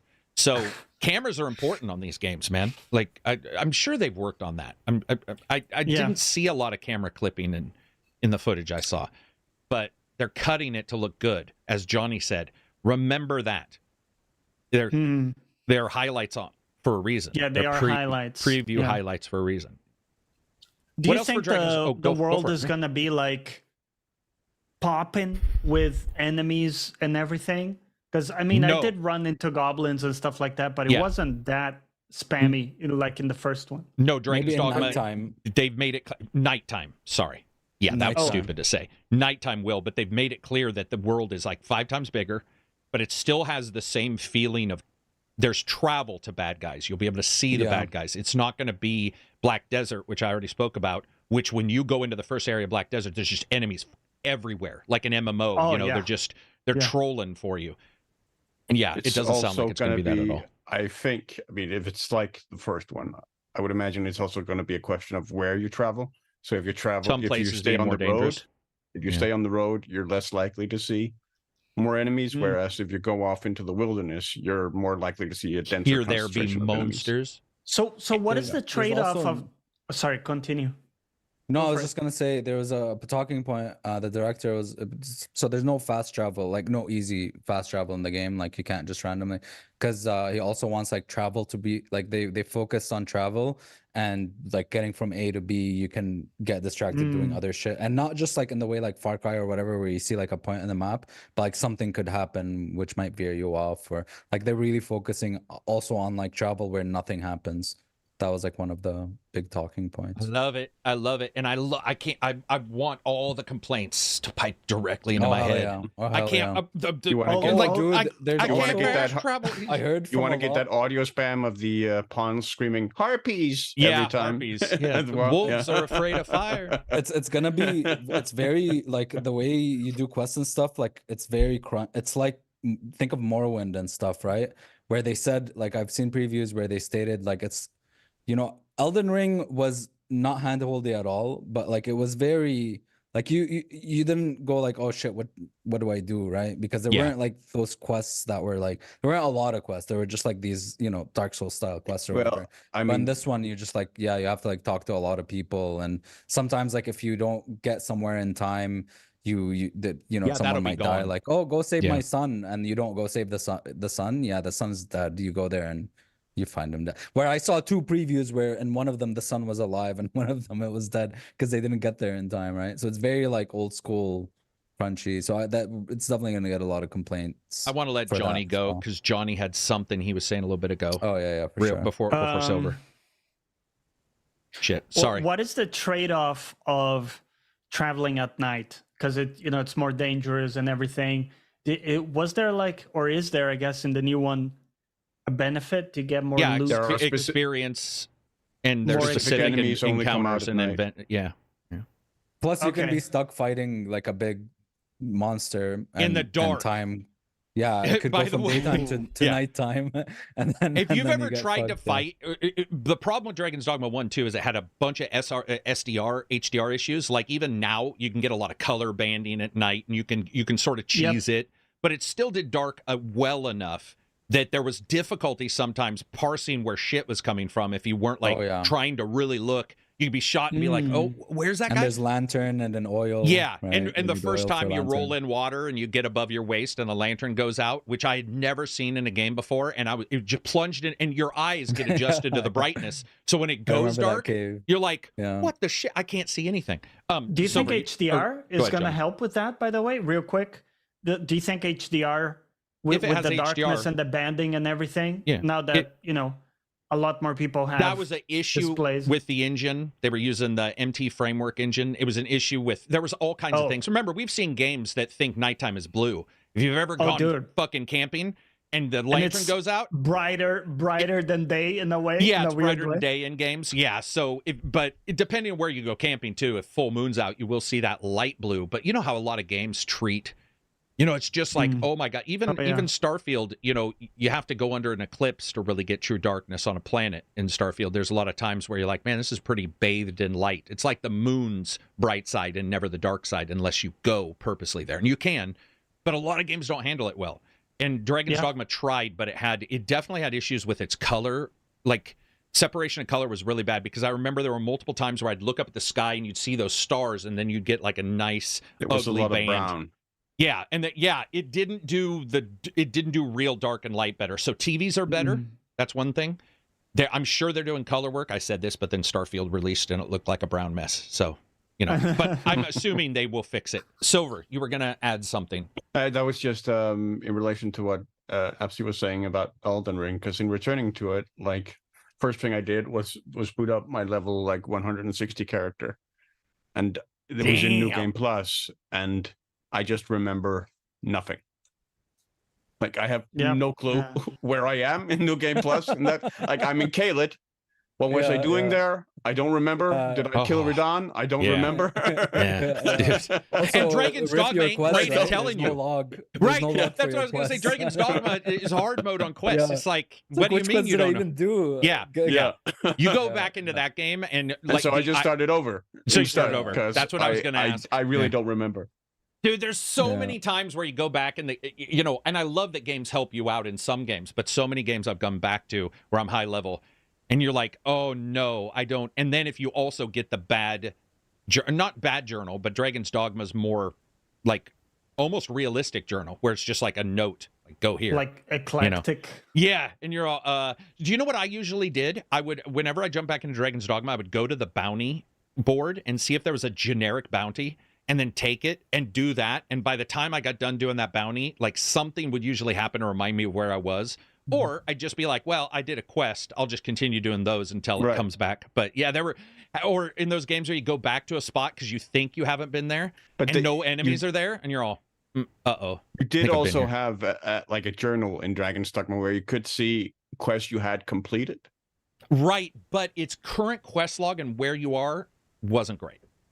I didn't feel. I agree. No. Yeah, I would not use the word great. No. Can I ask you guys a question? Would you guys be okay? Because here's what I want, and this is not a lie. I would love if it changed to calligraphy font, and you could type in notes into every journal. That would be freaking amazing. Not just the journal, but if you could make notes on the map.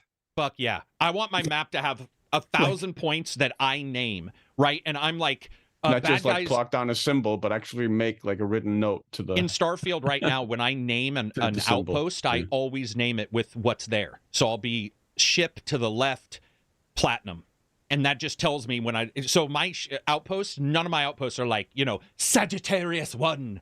There's nothing honorable in my Starfield playthrough. It's like, iron, lead, or then I started going like I/L/P/U, ship to the north, or outpost to the north, because I need to look at it quickly. And that's a problem with Starfield as well, with how it displays its data. I think we can all agree that there's some issues there. That's so interesting. The idea of like actually taking notes yourself, that in a game. Magical. There's something about that. I'm almost now tempted to take my own notes, like playing it, like maybe just have a notebook and like make actual notes. I do have a tablet. Yeah, I do have a tablet, and I use Miro. And so when I'm playing a game for review, I already have to take notes anyway. But weirdly enough, my notes are visual. So when I write something, it's very hard if I have a page of 1,000 notes. So instead, I'll have Miro, which is a drawing program, and I'll type in or write in notes and put a circle and a square and be like T for troll. And then I'll go down and I'll draw a line down and be another circle, and I'll be like main mission, MM means main mission. And then that way I can look at a visual board. I'm telling you, Miro is awesome, and there's other free ones.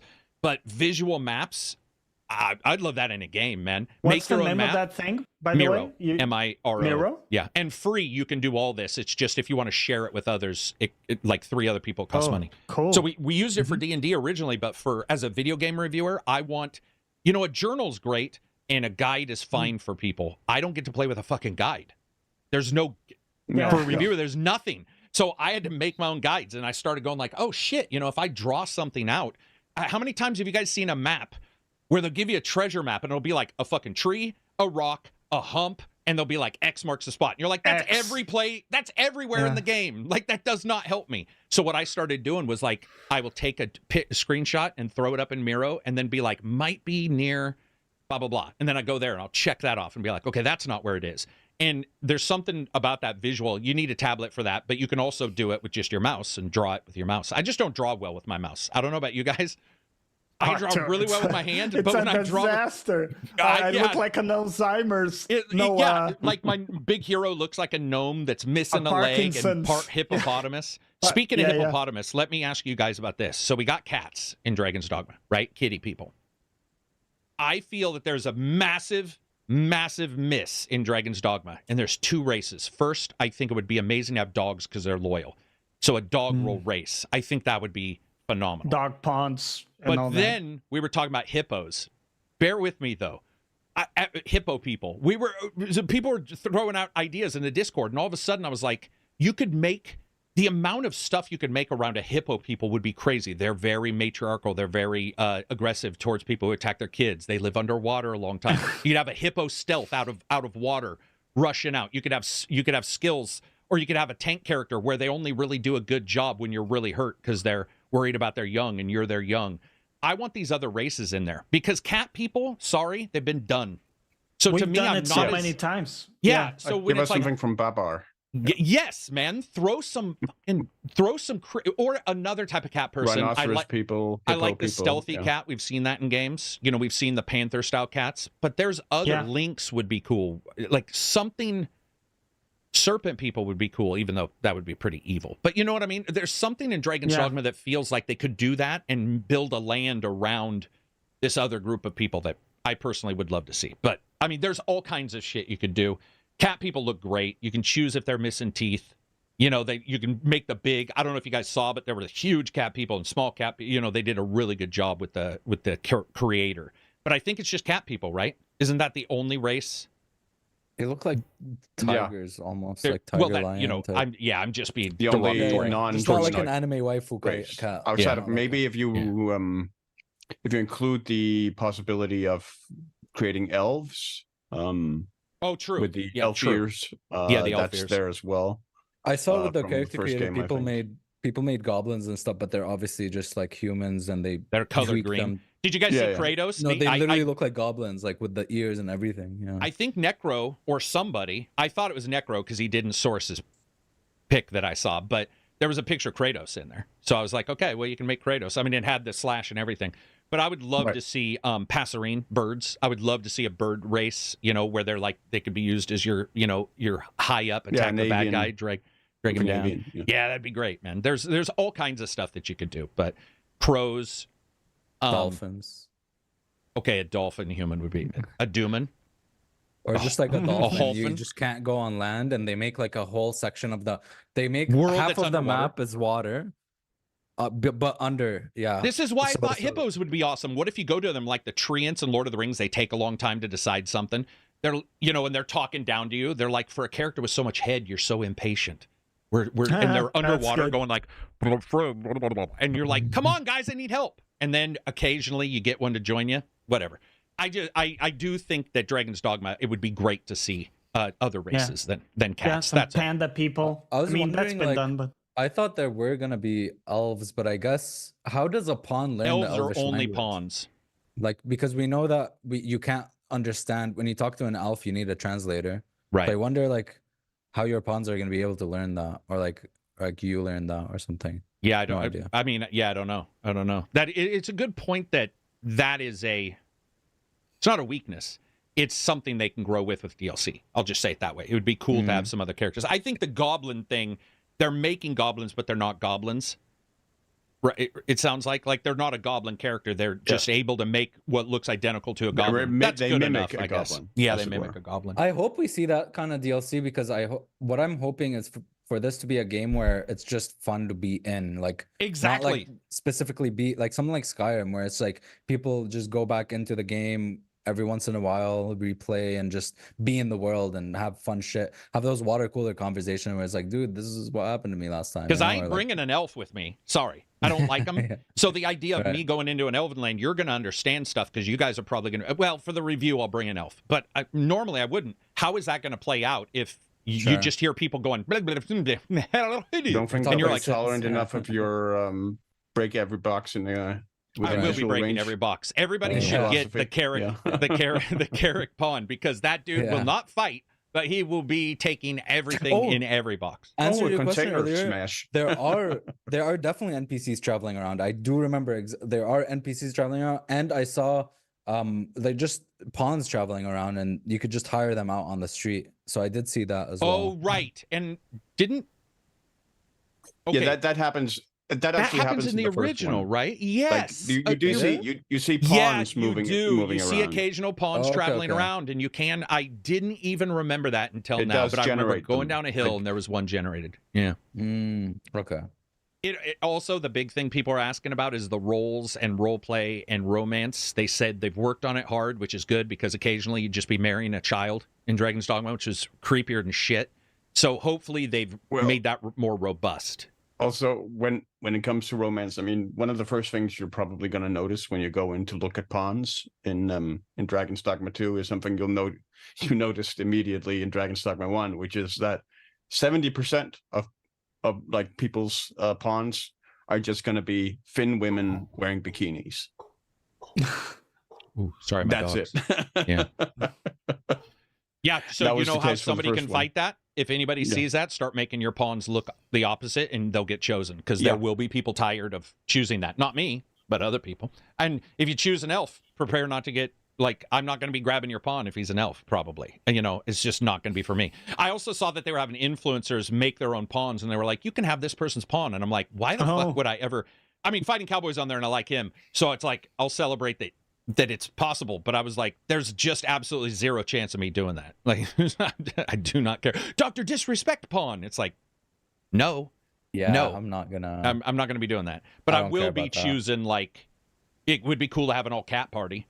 Like, that would be sort of cool. And I think somebody in chat said if you have all women, the characters do mention, like, this is a heavy female party or whatever. Not heavy females, but heavy skewed numbers of females.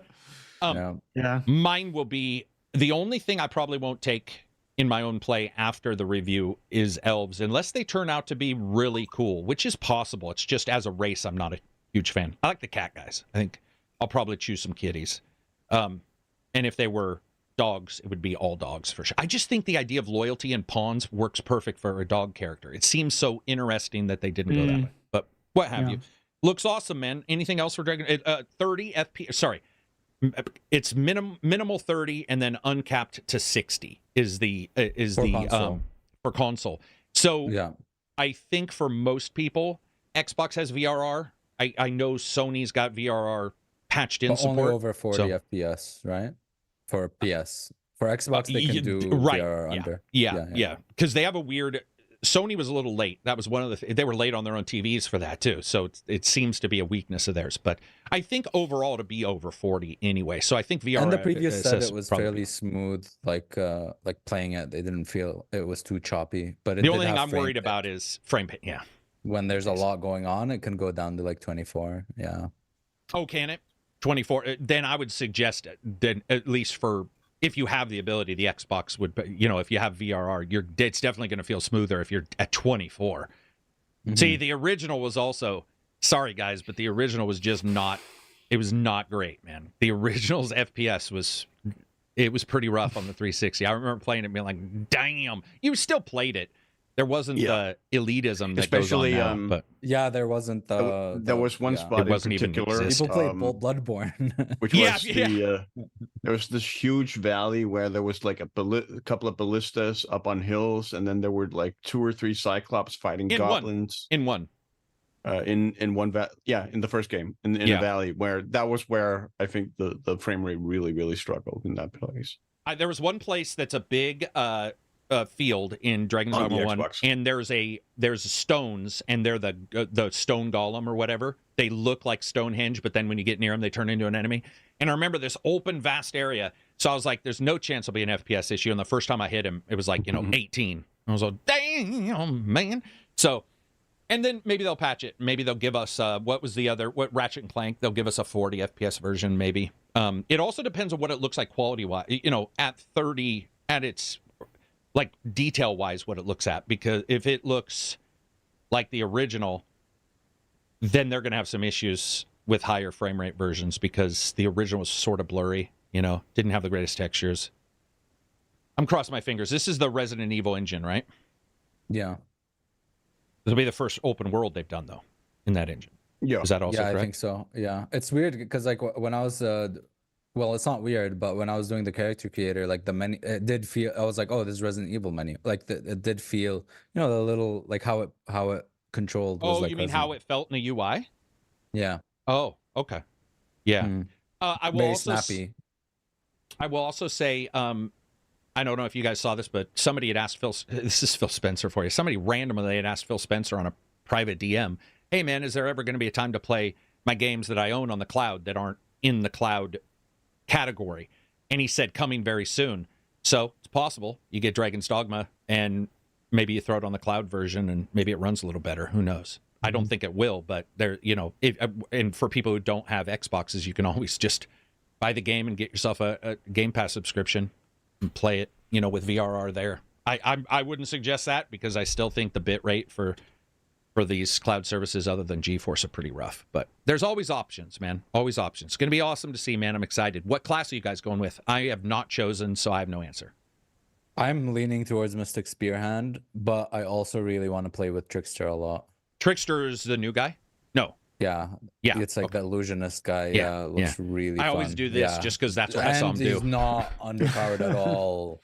Like, I saw a dude play with him, and when you buff your pawns, they go wild. Like so it's like an RT. It's like Overlord with three other characters. Yeah, you buff your guys, awesome. And you debuff the enemies by strategically placing like illusions and stuff, like throw them. So they're focused on the illusion. Your guys hit harder. And you put walls and stuff down. You can put like a fake platform near a cliff. I saw that where the guy walked off. Yeah, that's great. Can you walk on it though? No. It's like completely. So it's I don't know actually. It's hollow. Because can you imagine? I'd be using it to get out in the middle of nowhere, call them out there, and then like destroy the one between me and the boom, bye bitches, fuck off. Yeah, Johnny, class, have you chosen? No, I'm still very torn on all the different options. I think I'll have to just try different, that's fair. Different classes to see who feels see what good. I like. What about you, Silver? I'm probably going to stay with what I did in the first one, which is sword and board for me, and then my pawn is going to be like range support with bow and arrows. Yeah, people should remember that the pawns will have the classes, so it's like you're not going to miss out. You can always control them or not control them. Yeah, order them. And I mean the classic is of course to make yourself like melee, and then your pawn is the healer. That worked quite well. Yeah, that's what like I'll start with. I'm starting with a fighter, and my pawn's a mage. And then once you learn the skills, decide if you want to switch it up. I'm probably going to go ranger, and then have the pawns do, because I want to see the pawns in fights. I want to see how they work. The ranger gameplay looks fun. It looks like you're playing like Legolas. Like it actually looks it actually looks good. Yeah, a lot of games. Just like it was also a lot of fun in the first one. It was. It was. Ranged ranger. Mystic Knight's still in it, right? It's changed a bit, so now you're running with the spear more than like the sword and shield. So like the classic Mystic Knight isn't there. They didn't. They said there's some hidden ones in the game. There's at least one hidden one in the game. So I don't know what that would be. I mean, the thing is their classes aren't traditional. They look traditional, but then there's a mix of so many things that they could do a class that's like Pawn Masters. Well, it sounds like there's already one, but it's like, they could do stuff that we have no clue. SDG says, going to dip my fingers into it to get the feel. Current pawn is a sorcerer. Sorcerers are great, man. The magic users are great, too, because if you can keep the enemy off the magic user, they can cast the long spells. Yeah, that's one of the problems with Dragon's Dogma is the spells are powerful, but fuck-a-roo. it's more like a sword. Oh, It's more their like Lord of the channels? Rings. Yeah, it's Yeah, like very, very you're long sitting there going cast like, times. dude, Gandalf, cast the fucking spell already. Yeah. Christ, I'm Let getting me my ass read kicked this over here. one-page They also- incantation. There was also sometimes a target priority issue where they would throw the meteor shower on the goblin rather than the Yeah, rather than the Cyclops big or whatever. ogre guy. Yeah. Yeah. Well, hopefully it'll have the very typical like Gambit thing where attack big enemies first, heal me when I'm hurt Yeah. first. You know, a little bit of Gambitization there. Dragons or what was it? Dragon Age did that with Inquisition quite well. So, Mystic Spear is a different class from MK with different skills and significantly different playstyle. MK hasn't been announced to be in the game. So there we go. Maybe there is no Mystic Knight in the general term, but I did see people using Mystic Knight powers. So again, he's in the game. He's probably spread between two characters because I liked Mystic Knight, but I don't know how many other people did. But I liked it. I did. Did you? I don't know why, sword man. and board. Yeah, but just with a bit of well, magic. sword and board and spell. Yeah, sword board and covered I spell. always love hybrid stuff, Hedge wizard. like a battle mages and You need that random spell units. just in I love case, or you And I open mean- with the spell I mean, and you the- use a sword at the as the I mean, last hit. the magic cannon was one of the most powerful abilities in the game. Like you just set excited, that man. orb, and then you hit it with the sword, and then you just sent flying projectiles everywhere that homed in on enemies. Al I feel says like- a few skills from MK are on Warrior. That's what I was wondering, is if that's what they were going to do. But who knows? Go ahead. Sorry. I just feel like because I know I have to level, like I have to do a warrior and a sorcerer to get Mystic Spear Hand, right? So I feel like I'm gonna get to the warrior part and just be like, yeah, I'm just gonna stay here. I'm just gonna stay because I love two-handed weapons. And so I'm Yeah. just gonna get a big sword and be like, well, yeah, I'm But- never switching. But yeah, What's I up? mean, I think it's interesting to see how it's going to be really interesting to see how the warrior class plays now because like that was a class that was arguably the weakest in the first game because you had such a narrow tool set that you were Yeah. often limited, extremely limited in what you could do in battles because like you couldn't really engage flying enemies as the warrior. You couldn't reach them. There were also a lot of weak points and stuff that you couldn't necessarily reach because you were forced to get into that melee. Where the sword and board did get some skills that were targeted at flying enemies, but the Mhm. warrior kind of didn't. So it's going to be interesting to see how because I think Yeah. I read an interview where they talked about how the challenges of taking those experiences they learned with that class and incorporating it into Yeah. the new version. So it's just going to looks- be interesting to see the tool set Looks you like get. like from what I've seen, it looks like it plays a lot like the great sword from Monster Hunter, and I love that. Yeah. like, Right. charge Yeah, it looked for a cool. long time. Where boom, yeah, I just Yeah, and then I mean the that monster that was definitely in the first one where you had Mhm. extremely long wind up times, and then you have major punishment on the other end Mhm. with the So- impact. I got to read this is our first ever ad read. As you guys know, most channels do like 14 minutes. Mine is join my patron. There we go. Next up. I would say that when you look at their overlapping of all the DNA, oh, by the way, patrons get Discord access, and so do YouTube members. When it comes to the DNA, there's Monster Hunter. There's obviously the original Dragon's Dogma. There's other games that have come out, including Skyrim and stuff like that. A lot of times I feel or I worry that much DNA and that much shit they're trying to shove in would cause something to like feel ungainly.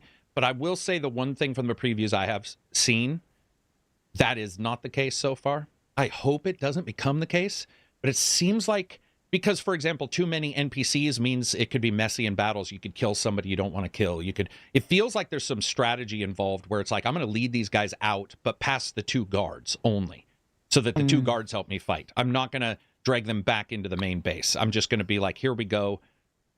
I just don't know if that's true. But it seems to be true. It seems like the DNA for the game, regardless of the mutt status this game could have, especially with Monster Hunter, where they could try to see what's successful with Monster Hunter and put it over in this game. Because there's a lot of Monster Hunter DNA in this a game. lot, yeah. And then there's It's also some Dark Souls, a little Dark Souls kind of ideals in there. So I'm just hoping. What were we going to say? What's interesting now, we live in a post Dark Souls 8 era where everything has a dedicated dodge button where you dodge, right? Yeah. And it's gonna be interesting to see how people feel without like that, because some like the Mystic Spear Hand doesn't have like an actual full-on dodge. You have to like put a shield around you and stuff to Yeah, yeah. mitigate sword and board. You're right. gonna be blocking. You can't block with without a shield. It's gonna be interesting. See how people feel about that. You know. Yeah, 'Cause there's dodge no, was like, an roll. actual skill you had to slot into Yeah, your skill slot Yeah. Yeah, True. and and unlock. That plus the lack of fast travel being just actively available all the time we're is gonna get just a lot of sexy to me. complaints. I know. I Yeah. can't wait. I'm so excited. I just love chaos, and I can't. Same. People being like, "Why is there not a button that does every combo for me?" And it's just I love to watch it. I'm not saying I love to celebrate that. I love to celebrate frustration because I honestly do feel that most people who get frustrated at a game like this will continue to See play because people they get out want of their to. comfort zone. Yeah, and what it is. it'll be. I'm hoping it's fun enough to cause that. Is what I'm saying. Yeah, and I like that's celebrating what I'm when games do something different. We don't get a lot of them all the time where they do like something drastically different or you know, something players don't expect in gaming. So you know, I like that feel. Or like in Red Dead where unapologetically like there was an animation for everything you looted and stuff. I Yeah. like seeing that. Yeah, so do I. So do I. It's like deal with it. Like the meme, deal with it. You just it's like they, you know, they made a line in the sand and they're like, no, like no fast you're travel. gonna have to, you're gonna have to Yeah. travel. That's there part of the game. will be, I bet though, because they did it in the Something. first one. There will be a black cat trader in the city or something where you can copy a port stone like they did with Something like there'll that, be maybe. there'll be Maybe. some. Well, we know there's by gonna be the carriages for sure and shit. Like you could not only drive that, and- but they did mention in one of the previews that some animals that you get on will run off or fly away, including a griffin that can fly to the other side of the world. I can absolutely see me using that to travel, to spam it, get on it, and then fly, and then run away from it and hide. And just hope your stamina doesn't run out. And hope my stamina doesn't hide. It doesn't. Yeah. But I absolutely see that. And that your pawn can catch up. As long as I can get there, he'll get there at some point. You know, maybe. It also depends How on did is they there a handle that? rest. Like if you're very far on away from the your one pawn. griffin you got on it, flew around the location. The pawn's always caught up to you. They would always caught up to you. They would sometimes, if you got far enough away, they would like despawn and then spawn back And in. then spawn back in. Someti- But sometimes they would kind of get stuck and wouldn't really come back.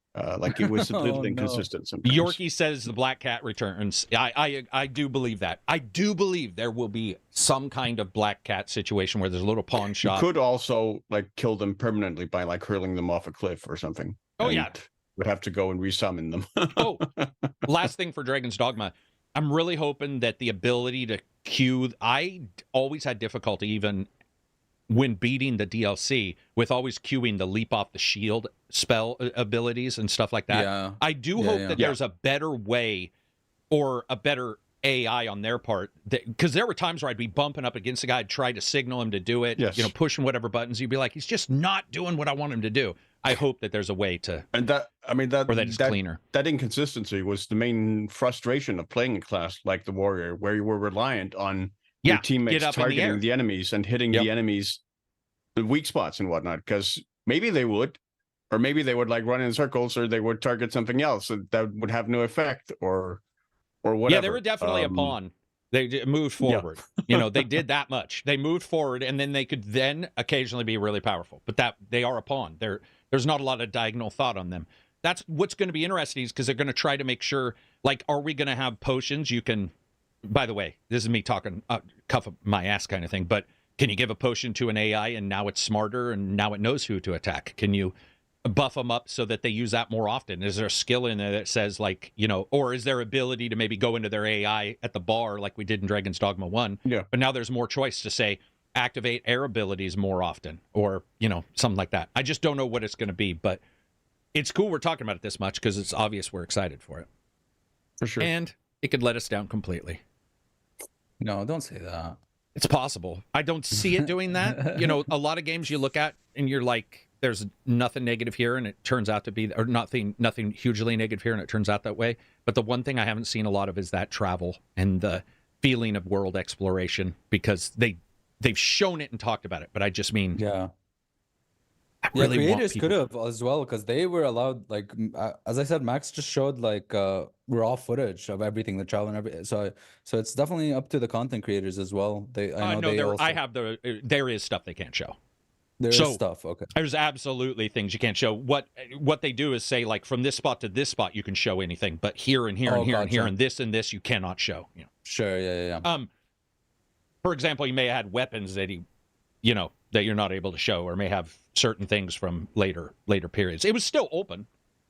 It was still pretty open. I mean, for sure. Unless they changed it, because I did have an NDA for the event that now that it's live, there could be a ton of stuff. Also, I should point out, bigger influencers can have their own deals completely. Yeah.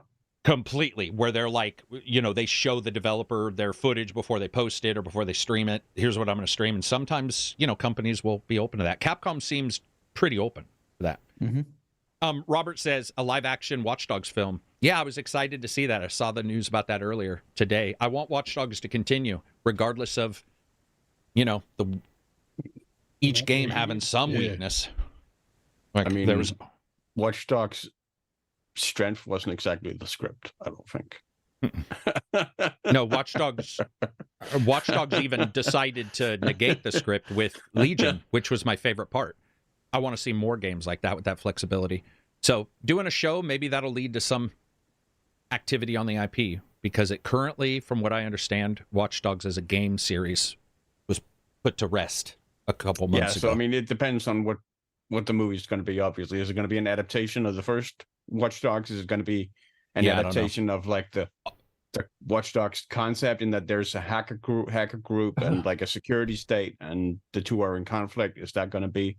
All I care is that if it does well, it helps Watch Dogs get back onto its feet. Maybe see a Watch Dogs 4. Or a side game where they don't even put a title on it. Next up, let's discuss a little bit about Metal Gear First Person.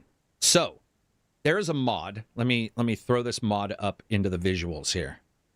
I was surprised to see... So, a lot of mods that go first person, and this one definitely has its issues, but a lot of mods that go first person, they look rough, right? And there's issues. I was watching this guy there's a mod for Metal Gear that was out originally, and he's like altered it and adjusted it. And it actually looked really fun. There was a couple times where the gun was held right in front of your eyes, like instead of below to where you can see in front of you. There's a couple issues there, but they even had it so that there was a pretty smooth transition to the like stealth takedowns and stuff like that. And I got to tell you guys, I liked the idea of playing Metal Gear in first person more than I did the way it was. This is Phantom Pain. Yeah. I mean, with stealth games, I prefer first person in general. Do you? Even though technically third's a cheat and you can see more? Exactly. You like first? Because in the first person, you can't see around the corner and stuff. You know what I mean? So you just see through the eyes. That's why, yeah. I would just say also, it made the game look better or something, more current. I don't know why that is, but like the mod that they were showing, it's showing here, some of the guns are lined up perfect, a couple of the guns are sort of in your way, but the way of playing, some of the locations surprised me how good they look after this many years, because how we talked about this before. Phantom Pain was 15 or 17? 2015. 2015. 15, yeah. Same year as Witcher 3. Dude, 9 years old. Yeah. 9 years old, and like playing this and looking at the lighting in particular, I was like, damn. Now he's on a PC because he's modding it, so there might be some LUTs and some HDR and lighting adjustments, but still, for a mod, I would sort of think about replaying Phantom Pain first person. Sure, same, yeah. Same. Like the idea of doing that again in a different viewpoint. Weird West in first person, that one's really good too. The mod is good. Yeah, works really well. Damn, yeah, one of the best so I've seen weird. was the first-person mod for Cloudpunk. Cloudpunk, the delivery cyberpunk game. Delivery game, yeah. There's a first-person mod of that. I didn't even know that. Damn. But yeah, anyway, you can just walk around the cyberpunk landscape. My question really to the Discord and our chat, but have you ever done a mod that changes the viewpoint, and did you like the game more or less? I also think with if the shooting had been integrated, I think that the Ascent would have been awesome as a first-person shooter. The Ascent has so much weapons, so much over-the-top enemies and stuff like that. I would have loved to have seen a mod for that. Do you guys ever mess with mods that do viewpoint changes? Like in play them? It sounds like Cloudpunk you've done. Are there any others we've done where... What about... I guess they don't go first to third very often, do they? Because the mod usually doesn't have the animation. They do sometimes. Do they? There are some... I think Cyberpunk. There are some that have done it. Cyberpunk. I can't remember them off the top of my head, but I'm pretty sure some have done it. I thought Cyberpunk was already both. Frequent. No, Cyberpunk is only No. first person. It's Cyberpunk is only first, yeah. it is potentially third person on motorcycle, or Right. and in cars, but Right. that's it. I don't know if it counts, but I did the MechWarrior 5 Mercs mod for VR, and it was awesome. Kel says, yeah, you got me to install the mod and get it up and running, and I got to admit, MechWarrior 5 in VR is pretty much a full game. Like, there's very rarely where I'll get a VR game that I'll play, or a normal game I'll play in VR and be like, okay, this feels right. I would say MechWarrior is pretty goddamn close. Any game that lets you look around your cockpit is a plus, because that means when you're in VR and look around, it's not going to do the thing where it draws nothing. And you're like, it's a black bar. So, any others that we've ever done that changed third to first? I think that's most of them.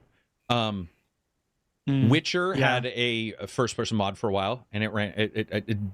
I could never get it to feel right.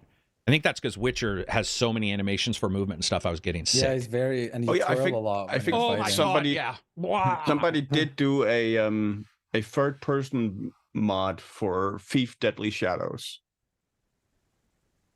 Which kind of mod? Third-person mode. Thief Deadly Shadows was third person. No, it was first person. Thief Deadly Shadow. I'm thinking number 3. Is that the wrong one? Yes. No, that's the right one. You were still in first person, but you could go third person, kind of, for certain camera stuff. But other than that, you were still traditionally in first person. No, day one. Press a button that toggles between third and first person. Go into inputs, change perspective. Thief Deadly Shadows. I think you're thinking of a different one. You thinking of 2? It might be. No, because there was no third person mod for 2. It was for Yeah, so they Deadly could have Shadows. improved something, but Thief Deadly Shadows, the reason why I even remember that is just because that's how I did the walking the walk and everything was and showed the differences between first You and third. could switch. Yeah, you could switch. Ready? But did you always play Thief in first person though? Normally? Oh yeah. Okay. Yeah, I never used a third person mode. Well, I think Yeah, it's third person pretty mode people crazy. consider it a bit of a cheat. Even though Oh. I'm fine with it, but they think third person, it lets you look around A bit corners and easier. stuff. Yeah, you can see more. Less immersive. I mean, I think it's pretty crazy how much it changes, though, right? Like the point of view. We always talk about Red Dead and GTA and stuff. It's Yeah, like a PUBG pretty played different experience. Completely different. Oh yeah, Red Dead as well. It's just- Red Dead, Yeah. but GTA was the big one because it didn't do it until the patch. And that Yeah. first Oh, time I yeah. punched a guy in the street for no reason, I was like, whoa, that felt really weird. Like it was very uncomfortable for just a second because you were so up close on that Too close. on that person. Yeah. Yeah. Bitler says, I've started preferring third person in shooters. I've gone the opposite route. I'm definitely more first person, especially Yeah, I would PvE. agree. Even Same, though I'm very first it does person. offer or could offer an advantage to view, there's something about the aiming. I'm just better. There's something about looking down the barrel. Yeah. and it just I it just actually worked liked, Deus Ex, the way they did it, where you would, look down the gun, but also have the third person. better. So did you No have a problem cover? with third person? I'm having an issue with that game currently. Did you? Where but if you didn't have it, I want to know, or if you did, but when you go into cover and it pulls back to the third, there's that fucking moment where my brain has a problem. Like I almost freeze and I won't do anything until the animation's done. Like the zoom out is done. Yeah, I would And I agree. feel- I wish it was a bit more, I don't know, just instant. or direct. so- yeah, instant, And something maybe like that. maybe if I'm remembering wrong and it is instant, there's still something about it that causes me to feel No, like I didn't there is like choose an that. animation, like a zoom in, right? Yeah. Like Maybe there's a a fast moment fade cut or something where it just where it does feel like you're a bit vulnerable, where you don't have your Bitlyra says Ghost Recon Wildlands and Breakpoint had ADS, which worked well. Yeah, I mean those were both great games. Those, Yeah, like, I just wish Breakpoint specifically actually had more like a general first person view, and not just for ADS. you wish it had more of a first person view than aiming down the guns. Like, you yeah, mean all consistent the first- anime first consistent? view. Yeah. Oh. Maybe that's what I'm talking about with Deus Ex is that consistency But, because the like- Switch just weird, But, janky. As I mean, it's Cool definitely Bond a just said. question of the game for me because you look at a game like Max Payne 3, I don't want that in first person. No, It's neither do huge. I. huge part of what makes that game such an Cinematic amazing third-person action game experience are all the little animations you get to see Max do as he moves Yeah. around and he swings his body around, and the motion of that. That's why I don't like is playing sort of Red an Dead in integral first part person. of the game. Absolutely. Yeah, that's why I don't like playing Red Dead in first person. I really like the animations of. I didn't of like Art. first Yeah. person in Red Dead Yeah. much either. I also felt that Red Dead, I think I played it on console for a while after the review, and it always the delay that you already feel in third person is much more noticeable in a first person, even though it was faster in some places. The other stuff that does take a long time, you're like, dude, I can pick it up faster than this. Just fucking do it. And so Yeah. I get this weird thing where neither one feels right. There's only a few games where I feel third and first both are done right. I think Division is very good at first and third. I don't really have an issue there. I think Red Dead works so well for me in first person because there are so many. It's true you miss out on a lot of third person animations, but there are also so many unique first person animations On which in game? that game. In Red Dead 2. Is there unique first person Yeah. stuff? Yes. That's That Yeah, you it only just get felt to see slow to me. in first person. Or not as quick twitchy as I wanted. On the other hand, he is an 50-year-old man. I mean, movement certainly to me felt a lot more fluid in first person than. Oh yeah, they do the thing where it's like not as Mhm. draggy. Yeah. Yeah. yeah. It's the same thing with like Bethesda games. Like Ugh. when you switch to third person, it becomes Oh my god. like a It's such a different bad game. third person like experience. It's so funny too those because games. I was playing it last night even in third, and they've definitely improved it from their other games. Bethesda has. But Yeah. and it is improved. It is massively improved, but it is still a good deal down from those companies that, like a Ubisoft, who love them or hate them, they're usually better. They usually are. It just feels Yeah. slicker than Bethesda games. But even when he was moving around and stuff, there were some cool animations that I saw in Starfield in third person. I was like, okay, there's some weight to it, but it just still didn't feel right. I went right back to first. I was like, all right, it's cool, but it's not for me. It's not, it's still, it has a way to go. Remnant is third person and does it right as well. That is true. Remnant 2 was just 'cause It's awesome. more like a Souls like gameplay, right? You're like constantly roll dodging and all that stuff. For Yeah. sure. I couldn't do that in first person. Oh, dude. Yeah. That would be so dizzying. Yeah.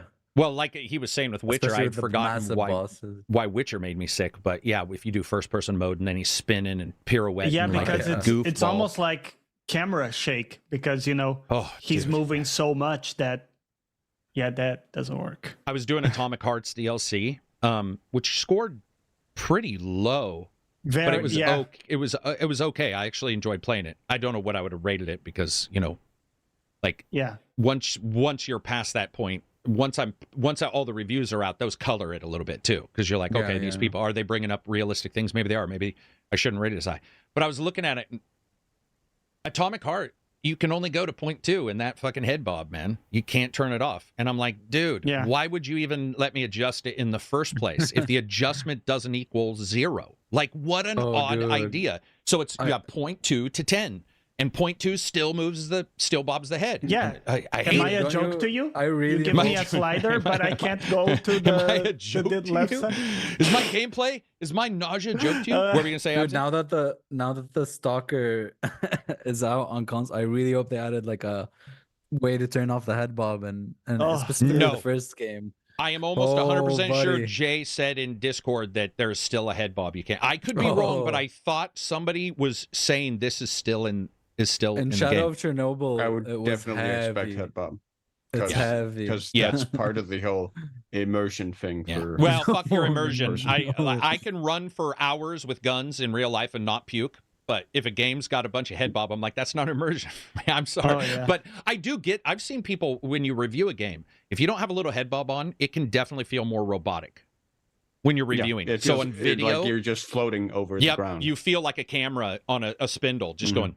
So I absolutely will like, if I'm reviewing it, will try to make sure I get a little head bob in there. But then if it's too high, people watching a video seeing a bunch of head bob will get sick Yeah. anyway. So you can't Right. win no matter what. But yeah, it's definitely true. I just want, if you have the option, for Christ's sakes, Yeah. then the exactly. option should be there should be an off button if you have the on button. Like, it's weird. I don't know. Like It's almost like motion blur. thank you. or That's what I was gonna say. There's ones film that go grain low, or whatever low, else. Yeah. high, and medium, and there's none. And you're like, dude, what are you doing right now? You know, that's interesting, man. I'm glad I'm not the only one who has so many issues with that. Thanks again for everybody. I saw some people joining up. I appreciate you guys joining up the Patreon. If you don't, I also appreciate you just being here on a Friday to talk about games with us. Let's talk about a little bit about Greedfall 2. So, Greedfall 2 got announced, which was exciting for a second. But the other thing that they just announced is not only early access, the save games won't be compatible. And I got to tell you, like, I feel like Greedfall 2, as Void said in the chat yesterday, why are you trying to make me not like anything you're talking about your game? It's just, it's so difficult, man. New bit of info is like a further detraction from the... And I get it. People will say like Baldur's Gate did and stuff like that. Far be it from me to say Greedfall shouldn't get the same benefit of the doubt. But I think when you look at Greedfall, there's also the idea that they're a vastly different level of programming capability and all that stuff. And I just feel like that an early access title and the save games won't be compatible, that it'll just be really hard to get people to dive in. I hope they do. It won't be me, but I hope people dive into that early access and play Greedfall 2 because I want it to succeed. It's just the more I read about it, the more I'm like, man, it's just... I just don't want to play an RPG where then the save game is... Because why would I spend time... Like, at some point, I'm just not going to want to spend more time in it because I know that time is sort of just zeroed out at some point. It just feels... It feels like they have a lot going against them already, regardless of early access and lack of save games. It's Greedfall 2. It's not necessarily, didn't set the world on fire. We all liked it. Well, not we all. I'm saying a lot of people liked Greedfall 1, but I don't know if we liked it enough to ignore these other things that just keep piercing a little bit of the shield of that indie enjoyment or AA jank enjoyment that we liked. I think that's less of an... It's not really something I even think about because it's just save game thing expected.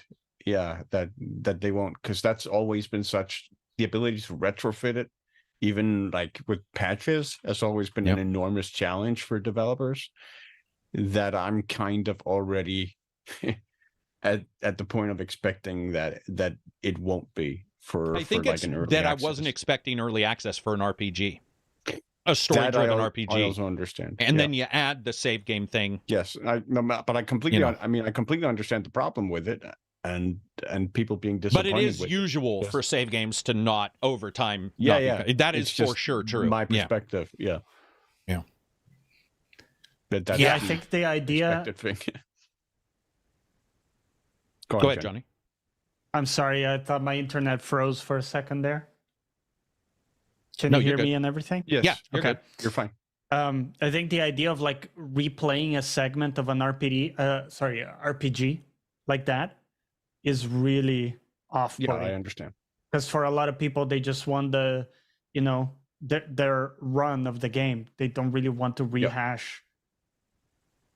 You know what they could do, play Johnny? Like minor, diminished versions. Yeah, go for it. So, Johnny, what about, we've seen this very rarely. It doesn't happen a lot. What if maybe a better idea, and this is unfortunate because it's cost, it's financial, but you have a mini section that is playable to see how Greedfall is going to work, but that's not repetitive of part of the starting of Greedfall. It's just its own, it's almost like an E3 demo to where you can see what you want to see and stuff. Yeah. Now that's, I mean, I don't know how that works with early access because a lot of people would be like, well, since this isn't representative, I don't know what I'm getting.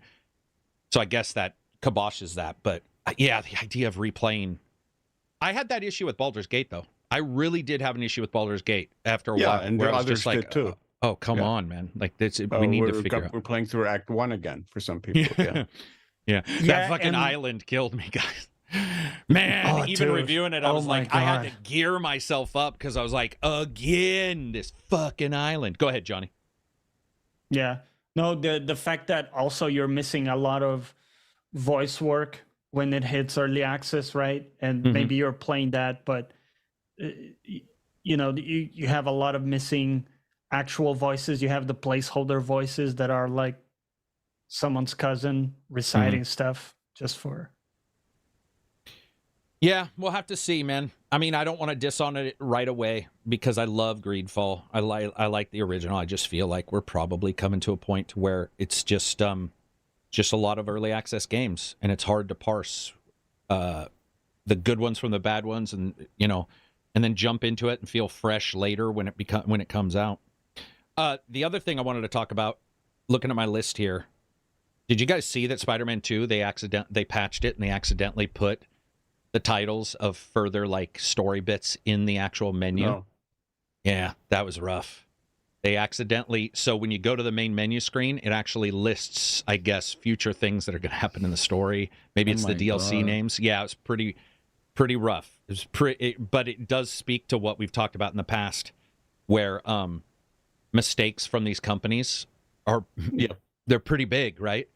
They're pretty noticeable. I mean, and it seemed weird that somebody didn't test that before, but we've seen it before. We've seen this happen. So go ahead. And, I mean, social media has just made them so much more noticeable because, I mean, now they get posted out in a screenshot on Twitter or whatever, where like 20 years ago, it was just maybe some guy posting about it on a message board. And then like maybe other people would then start posting on other message boards. But that was about the extent of it, right? Yeah. Oh, and I mean, you hear scientists talking all the time that humans are not ready to live at light speed. And I think games aren't either. The moment something's out, it's out and it's gone. Yeah. It's like AI is out and it's gone. It doesn't matter how we try to pull it back. That's over. And with that screen will always exist. Somebody took a screenshot of Spider-Man. It will always exist. It's out. It's light speed. It's done. The moment it goes. How many times have you guys heard of somebody doing a Twitter post and they delete it? And within seconds, people already find it and are like, yeah, the internet. We saw that. The internet always saves it. Yeah. Yeah, the internet's always watching and always And remembering. Wayback Machine. And you got Wayback Machine, yeah, which It's just why you really, really need to think before you post. Hey, I have a question. Speaking of Wayback Machine, Abzy, do you know where that's saved? What I mean by that is, so I went back one time to find a file that had been deleted for a mod that had no longer been supported, and I found it. And I'm like, well, where is it, The file itself? Yeah, is that at Google somewhere? Is that? Oh, what the hell? I didn't know that. I thought it just saved like the pages. I didn't know it actually saved the content. It could be that, well, the link went to a active file. Now that could just be that the person didn't delete the file, and so the link still didn't delete like the media share or whatever. But even the website, where does that exist? Do you know who's holding the archives for the entire fucking internet? Yeah, that's a good question. Right? Is it, some hologram has to be doing. Every website in the world, like I feel like it is because I have gone there and looked at the most arcane, like Where the old. is it? Remember when you used to grab patches from like scrolls.net before patches were a thing? They're still fucking there on some things. You're like, what? Like, where is it held? Where's like it feels like a magical hard drive that's like the atoms of the universe. I mean, there is the internet petabytes. There is the internet archive that actually like curates and collects it. That's what I'm saying. I'm saying, where is the internet archives? Like, what are they? Is it, like, what magic hard drive? I want one because the amount of data is unbelievable. Even if it's just written data, the amount of data is like just on one hard drive. Some old spindle, some 7200 that's like the size of a continent, just slow. You know how when a hard drive gets old and it starts doing the crackle, you can hear that in the background. Yeah, I don't know. It's funny you mentioned that because just yesterday I was in the middle. I was by myself. I always talk to myself, and I actually asked myself out loud, "Where the fuck is this? I don't understand where it's held. It doesn't make any sense to me from like a logical you have the whole thing standpoint." with Christian Horner now in Red Bull Racing in F1. Okay, this sounds like a tangent of unbelievable proportions. I have no clue where we're going.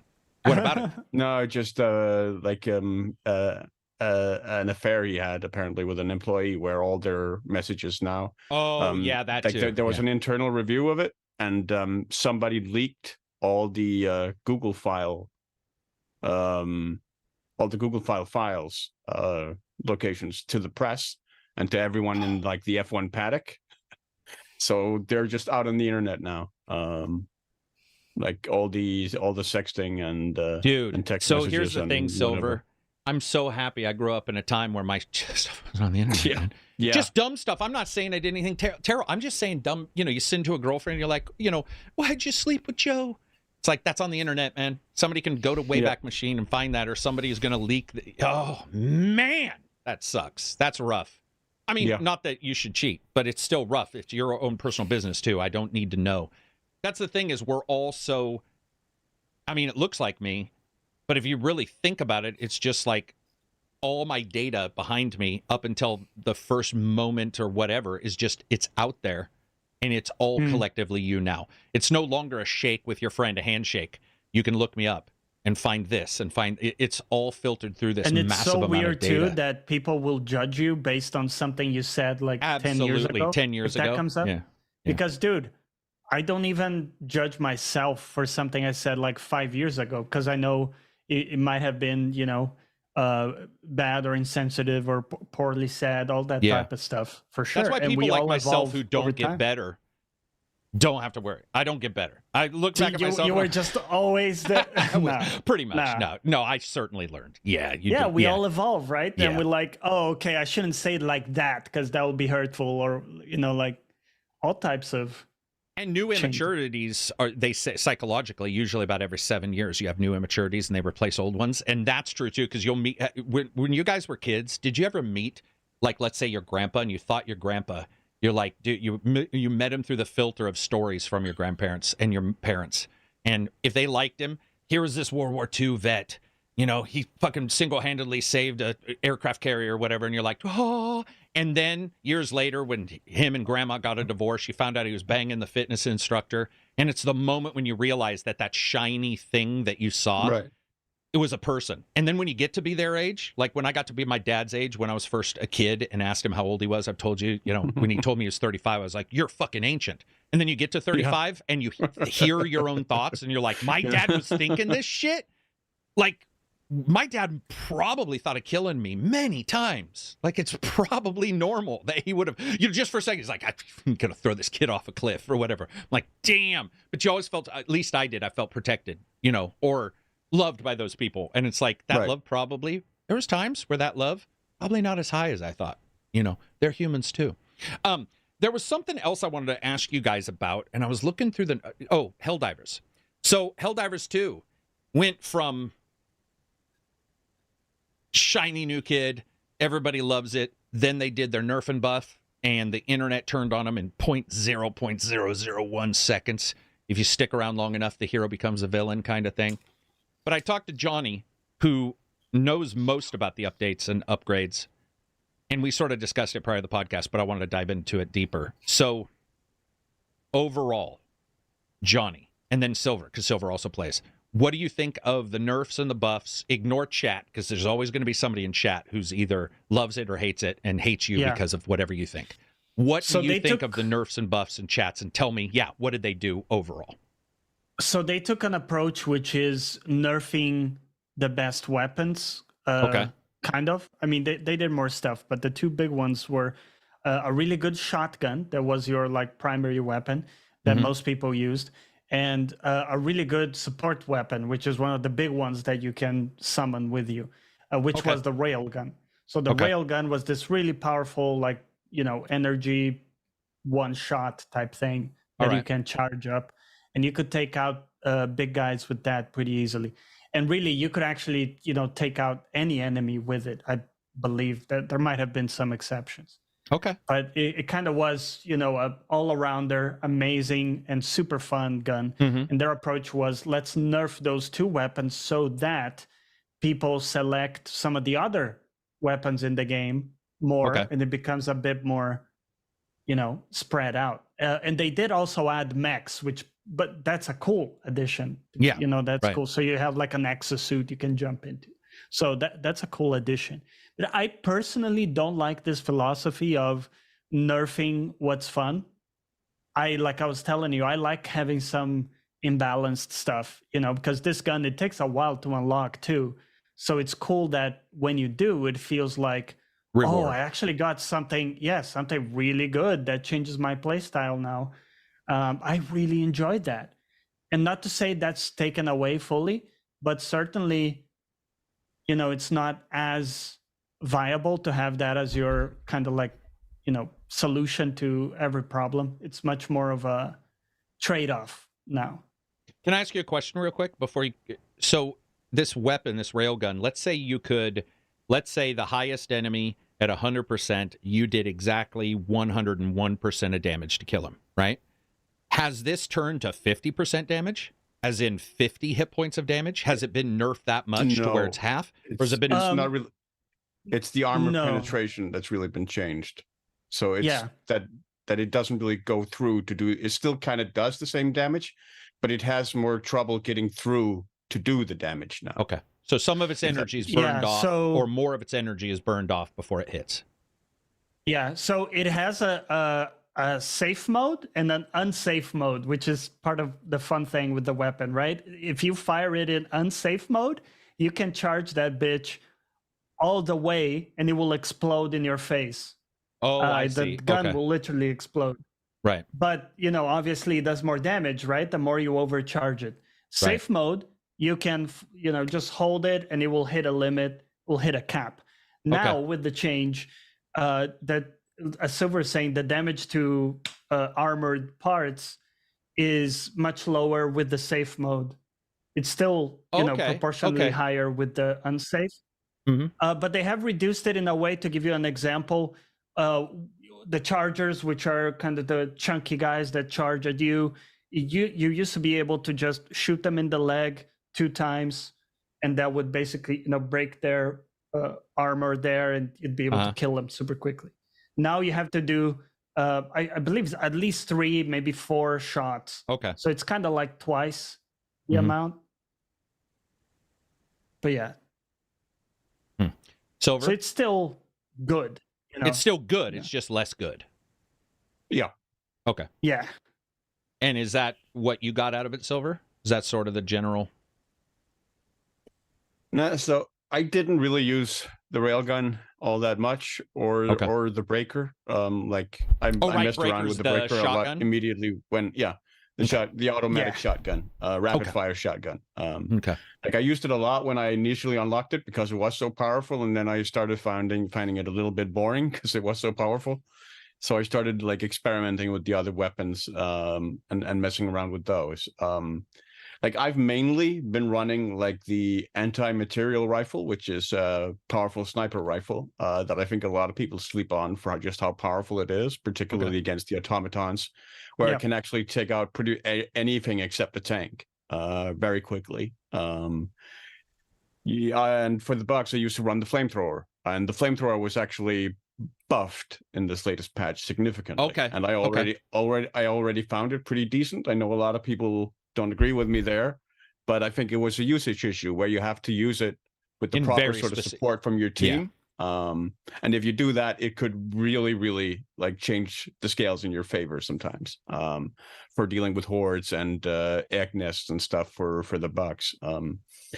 So I think the railgun is still useful. It's still powerful. It's just it made Helldive difficulty a lot more manageable for a larger crowd of people. There were more people who were able to complete the game on the hardest difficulty because of how powerful the railgun was. So it definitely sort of lowered the bar of entry for that difficulty, and I think that was part of the issue that the development team had with it, that it made Helldive difficulty too easy, where they wanted it to be more of a crushing of a gate for people, and I think that's what's happened now, and that's what people really struggle with, that they're no longer able to consistently clear Helldive difficulty with the loadout they used to run, with the approach and tactics that they used to use.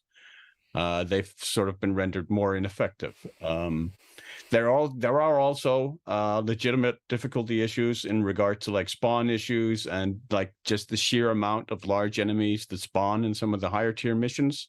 I've heard rumblings or rumors that there's a bug involved that sometimes spawns too many of the higher tier ones.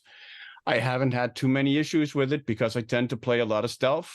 I tend to run away a lot, which is probably because I used to play the first game a lot. And back in the first game, movement and running away was a huge part of it. Was basically how you had to play the higher difficulty was just running around. I just keep and coming kiting and clear on objectives. Keep Keep kiting them kiting. around. Yeah, and Pop- you even had pop and run. you even had a Yeah. specific tool back then called the distractor beacon, which was a beacon that would sort of summon all the enemies to it.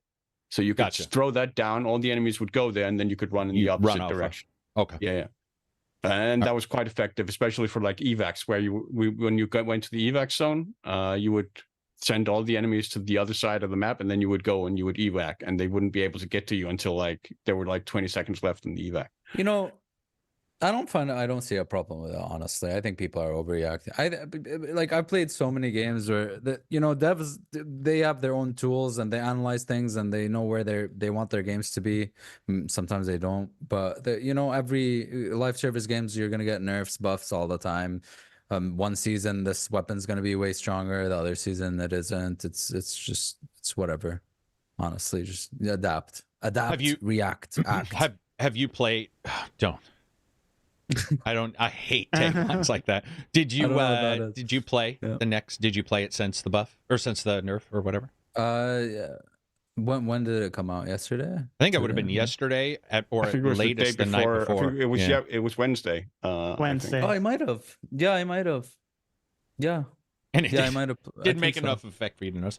I So I do honestly believe some of this is the psychological. Helldivers 2 is the best thing that's ever been made, and so when something does Who go says against that? Do a people lot say of that? people, dude, yeah, it's pretty ridiculous. It's That was just a pretty fun common. game, dude. It's just exactly, a fun but game. I think there were loads of YouTube titles that Helldivers 2 changed AAA gaming forever. And oh whatnot. yeah, dude, Yeah. Oh my Like, god. that kind of stuff is just like, dude, man, repeating history. But what I was saying was, I think some of it's like that is psychological, and so when you do meet up with something that no longer feels as slick, you have a problem with it. And then additionally, no one likes nerfs; they always like buffs. That's sort of the way Yes, humans go, yes.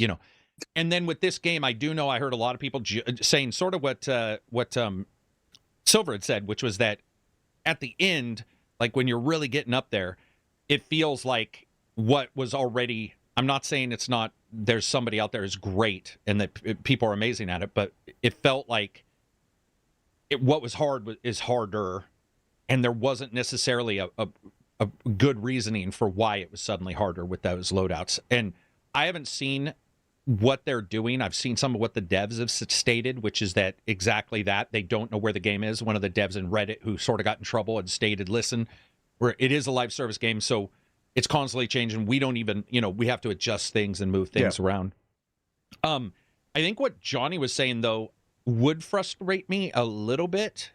Yeah, I can Yeah. sympathize with how Johnny, like from his point Yeah, of view. you've mastered a weapon. You've been having fun with that weapon and playing Yeah. with the Yeah. weapon like that. And I then don't all of a know- sudden that Here's the thing behind the scenes, because this Formula's been DM changed. thing has also been sold to be so unbelievable now that basically you get an idea that Joel the DM is up late at night rolling dice and psychically controlling the world like the fucking Emperor in Warhammer 40K. It's become such an unbelievable bloviate of what's happened. yes. But couldn't they have just spawned a couple more enemies at the end of those and just made it harder that way to where it's less noticeable until you get to the thing that they thought was easy, and I guess that still would've let made the it harder rest of for the game. Go ahead. People also not using the I think- railgun, right? Yeah, because that would still have sort of left. I think there is also because one part So there's of it another is issue somewhere, is what you're saying. that Johnny mentioned. Like there is the difficulty issue of people clearing the difficulty, but there is also the core issue that Johnny described, which is we Right. also want people to mess around and experiment with different weapons and different style. We don't just want a meta of this is the specific guild, this is the specific Build. equipment you have to Yeah. run, the specific build you have to run to clear this difficulty. And if you don't run this build, we will kick you or whatever it is. Yeah, I think I I can. hate Yeah, that shit. exactly. Yeah, I can The meta. sympathize with them in that way as well, because remember we talked to the guy from Darktide, and Victor? the issue now, is that there's like metas now, right? And Yeah. you're gonna get Yeah. groups where they're like, oh well, if you don't run the railgun, you know what I mean, stuff like that can definitely pop up. So I feel like a meta issue is an issue for sure. You guys couldn't hear that. Could you hear me yelling? I mean, I could hear everything. yeah. Yeah. Okay. I mean, for me, if you ask me, the most underrated stratagem in the entire game of Helldivers 2 are the smoke stratagems for air strikes and for orbital. For bots Because both for bots and for bugs. and bugs? Really? Yes. Why bugs? Because they break aggro. They allow you to run away. And for bugs, it's often very difficult to break aggro and run away. Smoke I actually thought it can was... make enormous difference there, that it allows you to just run away from a patrol encounter and then regroup, reset, and then re-enter the point from somewhere else, or take an entirely different approach, or reset your cooldowns, or whatever it is. And so I think that's a stratagem and a tactic that a lot of people are sleeping on, that's available in the game for stealth, and was also there in the first bit. And that also solves... Sorry, go for it. No, absolutely. Go ahead.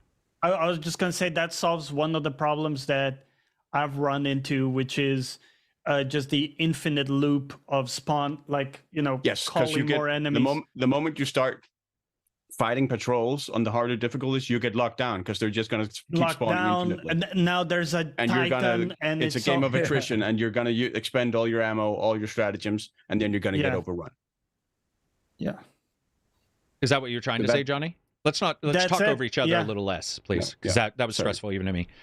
So, okay, so there's two issues. There's a middle game issue of some kind that I'm not understanding, and then there's this end game issue with this lockdown, which I don't understand the term. But there's something with this lockdown that is also the issue. So now they're adding mechs. Is it possible that some of these switches were related to that there's a whole new weapon offering, and that, like, so is it possible that the mech is going to be a force equalizer in some way, and that, like, they didn't want all the other stuff being this powerful if mechs are also going to be there, and it looks like ATVs, not ATVs, armored troop carriers, still ATCs.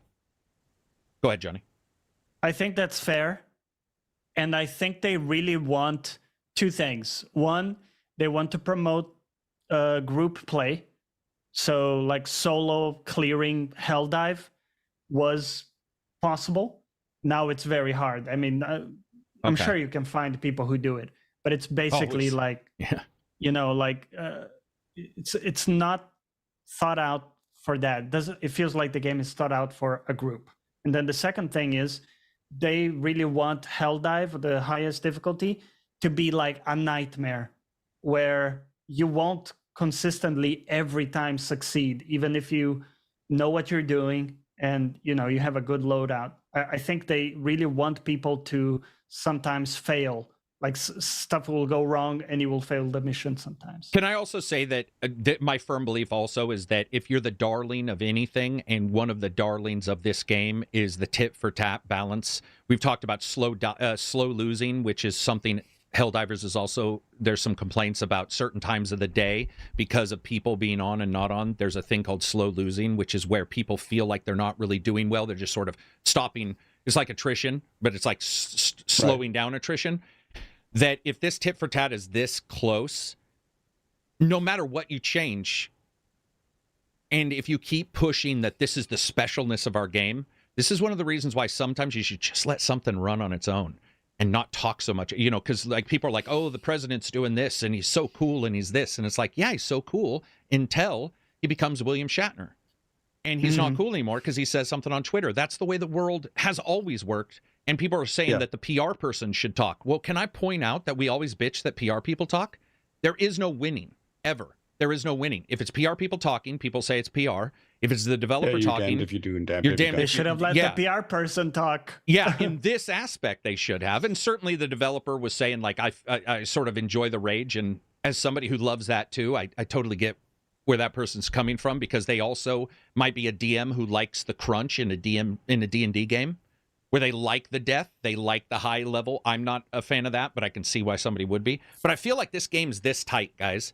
I feel like no matter, it's this tight, man. When you talk to people, it's so tight that it feels like any changes that you do, I don't know why my color just changed on my camera there for a second, but any changes you do are going to be really hard to do without it's almost beyond a normal nerf in another game Oh, for because sure. they've tightened it, and it's all about this. If you imagine a raid in a WoW game, how many raids are in WoW? Abzy, how many raids are in WoW? Total 30? 20? Way 10. more. Way more. Let's say there's 10. In this game, there really isn't 10 raids. It's just like here. And so it's all focused on one thing. So it takes us no time to find out there's a problem. Where in some games, I remember reading WoW, they'd be like, oh, they changed this. So now this one particular raid is more difficult, or this thing has changed. But it wasn't the entire game that was changing. With Helldivers, this is it. Like the cycle is complete. That is currently the cycle is the same. This is why I had a little issue when I was playing it. I was like, oh, I can already feel what it is. And that's fine. It's awesome for people, but it's so tight, guys. It's so tight, man. Any changes, including positive changes, are going to make larger sweeping, noticeable bumps really quickly. I think you're right, and I think the major challenge there is only exacerbated by the enormity of their success and the size of the player base that they've now cultivated. Because they used to be making like Helldivers 1 was just for a little niche core faithful audience that kept playing the game, and they were balancing the game for that, and they eventually came out with like 15 different difficulty levels just for that sort of audience. Right. And now it's grown so much leaps and bounds beyond that I think that presents a massive challenge for them for balancing that to a way that meets sort of the more casual crowd or like the new players who come to Helldivers 2 as their first Helldivers experience. Can I also point out that meta is fine if you only have an hour and you want to get into a game and you want to do well. You don't want to join up with KARAK, who's dressed in a loincloth because it looks cool. This is something all these games face, which is why you get single player modes, you get what have you. I will say that Helldivers does not meet you halfway in its modes. There is no meeting you halfway. So they are making these adjustments. And it obfuscates a lot of information from you. Yeah, it does. And so if we are looking at all of these issues, I don't know if Helldivers adds a training mode maybe, which might be nice for people to be able to jump in. Is there anything that you can do when you play this game that I've missed that's like a baby training mode? I mean, you could go in. Well, I mean, you could choose easier spots, lower right? difficulties, but that's about it. That's about it. Yeah. And I mean, a lot of people have sort of asked for a firing range or some. Yeah, or some kind of, I've seen that. I've seen that would be cool to have a mess around with and try out different weapons and stratagems. Go ahead, Johnny. Just a couple of things. One is the lack of bots is a big problem, because if you want to play solo, it's a brutal experience. Sorry. Yeah, go for it. Well, okay, I'll add to that, and then please don't forget what you were going to say. I was going to say, but if they don't care to meet the single player, because that's Rambo, if they don't care to meet it, and they're trying to do, let's be honest, they've ripped everything from Starship Troopers off you could possibly rip off. It might as well just be called Starship Troopers. That's fine, by the way, but Starship Troopers, the main characters die all the time. And there is that belief of just constant attrition and death, other than, Casper Van Dien. But so I'm just wondering if they need one. Maybe they don't. Maybe it's just like, deal with it. I don't know. They need the bots to help you practice stuff without having to jump in with randoms. Okay. Because the thing is, like, randoms will do random things. So maybe you want to go for the objective, but they want to do all these other side objectives. And now you can't really practice what you wanted, for example. You also, if you could, for example, kit your bots with specific weapons, you could try out different things. Like, oh, what if, my bots have this weapon? Okay. All that type of stuff would be really cool to practice. And the other thing is, practicing in lower difficulties is not conducive to becoming good at the higher difficulties. Yeah, that's exactly what I was thinking when I mentioned. No, you did. Well, it's actually perfectly explained. Yeah. Because as you go up, you will get new types of enemies. So sure, in a sense, if you got used to all the normal enemies and now you have one more on top, in theory, you should be able to handle it because you already know the baseline, all the basic enemies. But the fact is very different. And what I would want is let me play like an easier version of the big enemies so I can learn their moves without getting one shot. I get that. That would be more useful for me. Abzi, did you you played randoms almost always, right? I played with a friend or two usually. Okay. For some reason, I thought you'd done mostly. Yeah, I played with the randoms. So I've encountered fun randoms, good randoms, and very terrible like team destroying randoms that literally spawn and die over and over again. Where at one point the random died and the other random and me were like, okay, we're not gonna revive him. We're just gonna let's try not to die so we don't have to revive him. Okay. Yeah, I've experienced all that. Do you feel then that you get a weird cycle destroying moment where you realize it's going to be almost impossible to continue, but this person is bad? What do we do? Do we like I've just lost 20 minutes of my life because this person is this bad? It's 40 minutes. No, yeah. Well, I know at that time we survived with an inch of our lives, but yeah, they could destroy games for you because one person holds so much power in a 3 to 4 person squad. Yeah, I think that's the other thing, right? Like 3. It's like that is.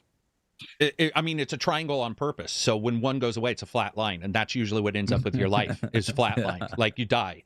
And so that's why in a triangle game, everybody has to really hold their own. But at the same time, I can tell you, I've talked to people who want to jump in, and they're like, "Fuck that," because it is that important. Even on lower levels, they're like, "I don't even know how to reload yet." So like, what, I like the idea of a practice range at minimum, so that people could learn how long a weapon switch takes. The tutorial zone. Yeah. Literally just I think it's also one of the reasons why it's so incumbent upon the experienced players to sort of grandfather in newbies. That's what I brought up on a podcast.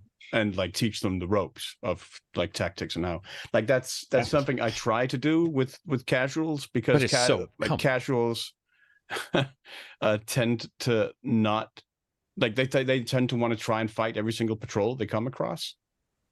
So I try to teach them you don't want to fight everything you see, because the moment you start fighting everything you see is the moment we'll never stop fighting, and then that's the moment we'll run out of ammo and we'll get killed. That's the moment we'll never stop. That sounds like a tagline in and of itself. It does, doesn't it? Like that needs to be on a title. We'll never stop. Here's saw the someone with a helmet saying it. You train them in one way, Silver, and then somebody else is going to have a completely different thought process, and so that's true. It feels like. It just feels like they're in a damned if you do, damned if you don't game. Like, that's why sometimes I just wish they'd do stuff and just be like, we patched some stuff, and then just it's like every live service game is like it's every live service game. If you don't, you're fucked either way. And the meta is real, and if you ignore the toxic meta owners, there's still meta, which is some guns in some instances might be better, or they, it's like. And I don't like balanced perfectly, for sure. I don't like balanced. They seem to have balanced it too close when it comes to the end parts. Yeah, where I don't enjoy balance. Oh, I don't enjoy balance, but I do enjoy buffs and nerfs and stuff because every season shit will be different, Be like, oh, this gun's good now or something. So would you rather have, here's why I don't like that, but I do agree with you. I firmly agree. But if my 9mm is suddenly doing 10 more points of damage, I need them to explain it in the fiction. This is the same bitch I had for Mass Effect, where they switched away from one weapon type. The entire universe switched using ammos to something else. So if I grab my 9mm and I shoot you in the face and it kills you 100% of the time, and then they nerf it and it kills you only 50% of the time, fictionally, you're either going to have to explain that to me or add a new weapon. Like that. I don't know. Like, it feels like I agree with you that but is that really the way we want to go forward? That, they all do that? Like, I agree. That is the way. And it can be fun, but it cannot be fun if you have a certain gun in a game and you go in, you kill the guys, and you know how many bullets, and you're getting good, and then they patch it, and now it's twice as many bullets, and you're like, right. Why is this now not making any sense? I don't know. There's probably no way to win, but go ahead, Sabzi. Yeah, it's a paradox. Yeah, it's a paradox. Yeah, that's it. There's a lose-lose situation, Yeah, I'm just... like, go ahead. just the best aspect of Helldivers to me was always synergizing. So learning how the different stratagems and weapons work, what you can do with them, and how you can make them work with other weapons and stratagems, and how you can make that work with other players. Like, say, the recoilless rifle, which you can then use another player to reload you so that you can fire it faster at a faster rate. Or the same thing with the I forget the name of it, the lock-on homing missile that you can launch as well.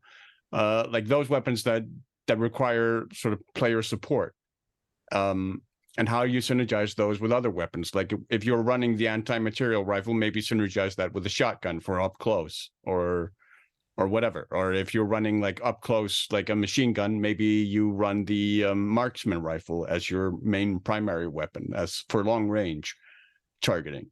Like how you combine those, how you synergize the different weapons and the different stratagems, and how you then use that to coordinate with your team. So for instance, you say you two are going to target heavy duty large targets, we're going to do crowd control or whatever it is. So you delegate stuff. The way you synergize that and combine that to then get the successful outcome of a mission success is just really the most satisfying part of the game. To me, that's what defined the first game, and it's to a large extent what also defines the gameplay loop for me of Helldivers 2. Yeah, no, I get it. I just don't think some people are getting to the point to where they can even figure out what synergies I completely to use. Understand that. Especially because, like I mentioned, a lot of that information is not transparent. Well, yeah, they admitted something else, and I wanted to ask you guys about this because I don't agree with it, but I don't run games. They also said there was up to 40 hidden stats for every gun. Yeah, I don't. And I do not agree with that. That is the armored weird. core stats. Let me hit more stats. Let me see everything, dude. Yeah, the idea that they're hidden and that you like that doesn't even. What is that? What is that? In what game is that? Like, I don't even. Just give us the option, because every D&D game, board game, video game I've seen has the stats, right? Like, so the idea of not being able to see them seemed weird to me. Yeah, I like to see everything. Yeah, I don't like this idea of hidden. That was announced at the same time, I think, where they were like, "Oh, just try everything." I guess like trial and error is like the name of the game, but still, like, I don't know, man. Like armored core, just seeing, I use those optional stats way more than the ones they displayed. Like I like to go into that stuff. Let me ask you a question though, because I agree with you. Trial and error is normally the way things go. But if I give you a 10 fucking part questionnaire and say you got 3 wrong, and you say what ones are wrong, and I say I'm not going to tell you, you will never improve. And if they're not telling you the stats for stuff, it's going to be very hard to even know what synergy might work. If let's say you have 2 hidden stats on 2 weapons, and you find out that those do have a synergy, how are you even going to know it's working? Like, there's so many oddities to that particular comment that then when you add it onto the nerfs and buffs, I do get why people are mad. I do. And I tease it and I'm like, hey, get good. But if no one tells you what's wrong, you're never, ever going to figure out what's right. You will actually only go with the stats you know. And so the idea that they're like, oh, just change stuff around. Your own practical experience. Some of us don't have time to change stuff around. So I bought your game. You have a bunch of hidden stuff, and it's also this, and it's this, and it's dialed in this tight. I do understand where the complaint's coming from. Like, I do get why somebody's like, dude, what? Like, this doesn't, like, this very odd title. But I did ask in chat. I said, how do you guys feel about nerds and buffs? I had meant nerfs, but we got some cool answers. So I feel the internet meta is making it a bigger deal than it is, but I do wish they buffed more of the weaker guns versus nerfs of the more powerful guns. Mike says, aren't the dev about to nerf the big monster mobs? Is that true? They've said they're looking at it, yeah. Okay. Let's see. I don't like buffs. What sucks about it is that the railgun is a single shot, and you have to reload every time. So instead of reloading twice, you have to do it 3 times. Yep, not a huge deal, but inconvenient. Yeah, I think that's what a lot of us are talking about is reload time. There's a reason, by the way, guys. Every game we play that's a military game, what's one of the stats that they show? Reload time. Yeah. Like it's a huge deal if you're reloading for 4 seconds during. You should see Escape from Tarkov, where each mag has a different like ergonomics and reload time and stuff. I mean, do you know what confused me even? By the way, Starfield. Some of the upgrades and guns in Starfield, you're like, ups accuracy, downs aim to, ups this, and you're like, okay, wait, what? Like, you have to sort of go, Jesus Christ. All right, so once I do aim, it'll be a little bit more accurate. But what does that even really mean? So I do think that reload time's important in games, and I can see why somebody would be frustrated. Most people say they're accustomed to this, which for sure. Like it's not unknown that this has happened. I think it's unknown that a game's this tight and its only experience is tight versus raids in WoW where there's 20 of them. Or maybe there weren't 20 day one, right. But there's a lot. I'm not a fan of cookie cutter meta. It's just a game. It isn't just a game, Braz says. It is life. That is true. Some people probably take it too serious. My issue with nerfs are when they put a gun in Battle Pass. Okay. Brandon has a good point. My issue with nerfs is when they put a gun in Battle Pass that's OP, then nerf it a week later after they have people buy it to get that gun. That's fair. Don't you guys think that's a fair complaint? Yes. So they didn't only buy the game, they bought a Battle Pass for a gun. By the way, I don't know the Battle Pass setup, but so they buy a Battle Pass, which it's happened in other games where you can buy a specific gun or whatever. Or they work for that specific gun and then suddenly it's nerfed. All right. I'm sure it's happened before, but thank you for clearing. That was a good point. People toxic even in co-op games. That's true. I'm 35. Dragon Ball was my first anime. Yeah. Okay, don't know. Thanks. I wish it wasn't. So do I. But yeah. Coolabon said, I ran the flamethrower pre-patch and it didn't really do much for me, but I'm excited to try the buffed version. Laser says, I didn't even know smoke stratagems existed. Cantankerous says, I've always been anti-meta, especially in Destiny. Brandon also asks, how did metas come along? Because I remember Halo, every gun was basically viable. No. Well, yes, every gun is basically viable, but there are absolutely enemies where some guns are going to be more difficult. They're fast. They'll get out of the way of the needler. There's the shield guys will, be able to bounce off. It's definitely, I think meta in that game is also what Silver said about how he played the original. There's a lot of movement meta in Halo. There's a ton of Halo that's just about flanking, getting around something, positioning. These are all good points. Caliban says, I'm really interested to buy the smoke stratagem now. I've never knew it would break aggro, and now I want to play stealthy. So there you go. Silver that was the main way stealth. I completed, there were those defense evacuation missions that a lot of people really hated because they were because you were dropping smoke. Yeah, because I was just dropping smoke all over along, like everyone just brought smoke to that mission. And then we just threw it all over the arena and the enemies couldn't see the civilians running into the target area. So they never shot them. Says, I think Helldivers should have an optional toggle for advanced stats. Listen, I don't think anybody's going to disagree. And if you do, you're going to be a weird person. You're going to be an odd man out if you do. Like, that seems weird. That seems really weird to fight that. Either it isn't shown right now, but I think if it was shown, I would be stunned if there was somebody out there going, that's a bad idea. That seems really weird. I can see the devs thinking it for some odd reason.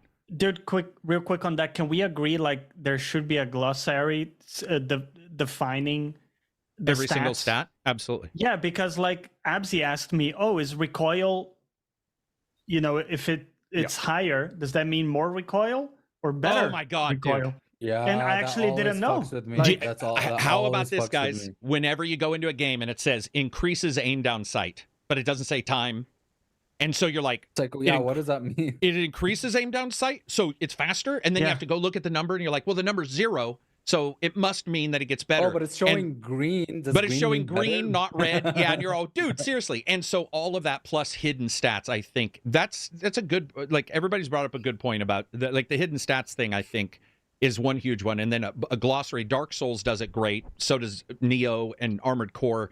It was a little hard to get to, but when you press like down on a thumbstick and it's like every stat it's pretty well explained. This helps you dodge. Hover over everything. Yeah.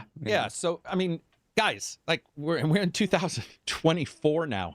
It seems like some ideas should be built into every game day one now. And that's one of them, to a glossary, because like, if you don't know what the number even is. I don't know if you guys heard, but that was what Void had an issue with his TV a couple weeks ago, where he had his TV on 0 sharpening, which is actually blurring it. So the numbers were confusing to him. And he thought 0 meant no sharpening, which on his TV, 0 meant 50% blurring. And I was like, damn, that negative sucks. 50, yeah. Negative like 50 is, like, yeah. 50 is like the, yeah. Yeah. Interesting stuff, man. This point is, SBZ says 0.235 seconds faster aim download sites. Yeah, that's the other thing. I hate 5% in Path of Exile or whatever, 5% skill, when they are 2.35 seconds. You usually have to really think about like how many times you reload an entire level and then go, all right, what's that going to equal in saved time across this entire level that we do. This is awesome, man. I'm glad people are talking about it. They seem pretty open to change. I mean, I hope they don't change stuff just because people bitch. I hope they change stuff by looking at numbers, which they for sure should have. Yeah, if because the they reactive. They're definitely looking at numbers of what are the missions that are completing, what are people bringing into those missions, what's working, what's not. Also, though, they need to figure out why they made the change in the first place, so therefore they don't. Yes. Are those numbers accurate? Are they a good representation? Even maybe they're not a good representation of what they need to track and do. Yeah. Helldivers 2. I did not expect it to go that long. That was an awesome discussion. I appreciate everybody being fairly civilized in the chat, because I know that it can. You spent money. Hey, you spent money. You want shit to work out. I remember Remnant 2 had those hidden stats for the status stuff. I don't know if they fixed it. I would say hidden stats for status effects, I don't want hidden. But 40 hidden status effects seems a lot to me. When they said there were 40 hidden stats, I don't think they were all resistances, because I don't think there's that many fire, toxic, poison in the game. I mean, at some point, a status, if you have 40 hidden statuses, one of them would be like fucking dyslexia. That'd be a lot of stats. Like, there's only a couple of like afflictions in games, right? Fire, poison. Yeah. There's something like stagger. Yeah, stagger, stun. See, that's the other thing. Stagger, stun. The difference between those two. But Kevin says I must be weird. There we go. He loves the hiding. Okay, well, I always say there'll be nobody who likes less. And there's always somebody who likes less. That's where the option is nice, right? You can dig into the advanced if you want to. Yep. Just don't click down on your right thumbstick during Dark Souls. There you go. And you won't see what anything does. So poise. Ooh, poise, man. I love when a game does the name for something that also 90% of humans don't use. Yeah, talk about like obscure stats, dude. Scadius. And you're like, what the fuck is that? It means shade. It's like, why did you write shade? Like, what? Why are we messing around with this? Oh, man, speaking of nerfs, so heartbreaking, but From Software nerfed the hell out of the build I was using in Elden Ring. Can I ask a question? Why are they nerfing Elden Ring if it's been this long? Why aren't they just like, this is what why nerf it now? Oh, for the DLC, maybe? Well, it wasn't nerfed now. I've noticed the nerf as I've gone back into it. Yeah, okay. Yeah. Totally get you. Because I used to run like a Templar build with a Great Shield with the Barricade Shield ability that basically brought the shield's resistance up to 100, so I could basically block any attack without it costing stamina.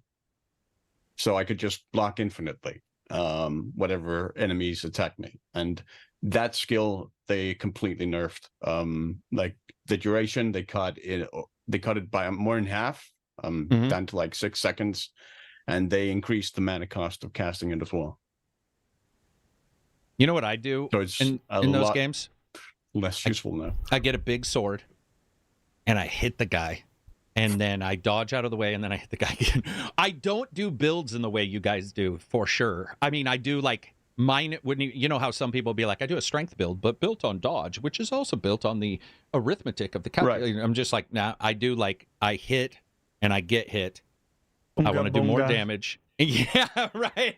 Yeah, the fucking caveman, Captain Caveman version of a build. Some games I'll do a build if they have really good stats that make sense and you can feel it.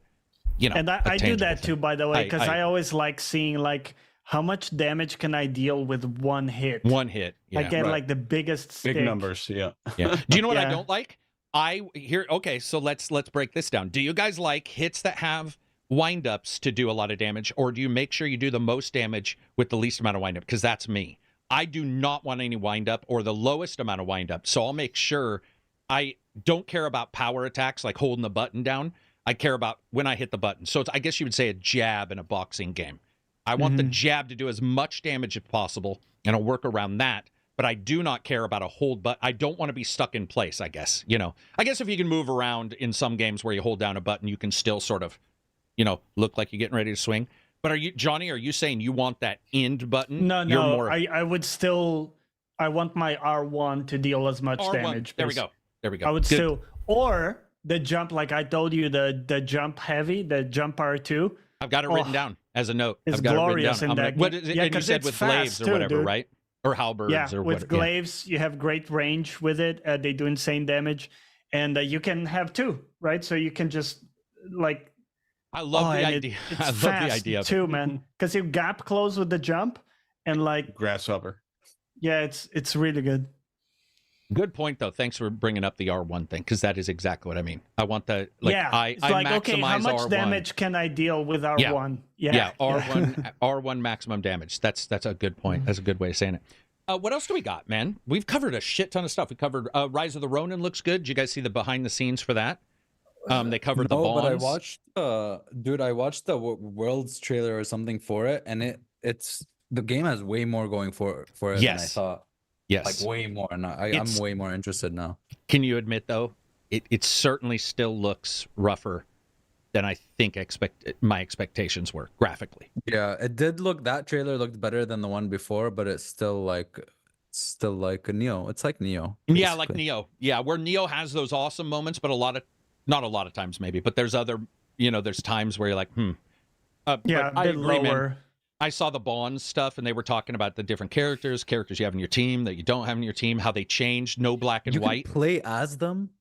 Like you can switch characters in combat, like Final Fantasy or some shit like that. I saw Yeah. something like that. Yeah, It's crazy. there's some hidden stuff there, as well as the bonds, the decisions you make are never black and white to every character, meaning if you were to go evil all the way through and then go good all the way through, you could still have some characters doing pretty much the same thing, because one choice won't cause them to vacillate instantly. It won't cause them to like hinge over and instantly become an enemy. Some can, but there are a lot there. So that means that the replays will be pretty nebulous on the choices you make in the game world and what you chose, if you're pro Shogun or you're anti-Shogun, if you're pro West, anti-West. So, and I mean the Western foreigners, their influence coming in. So, yeah, dude.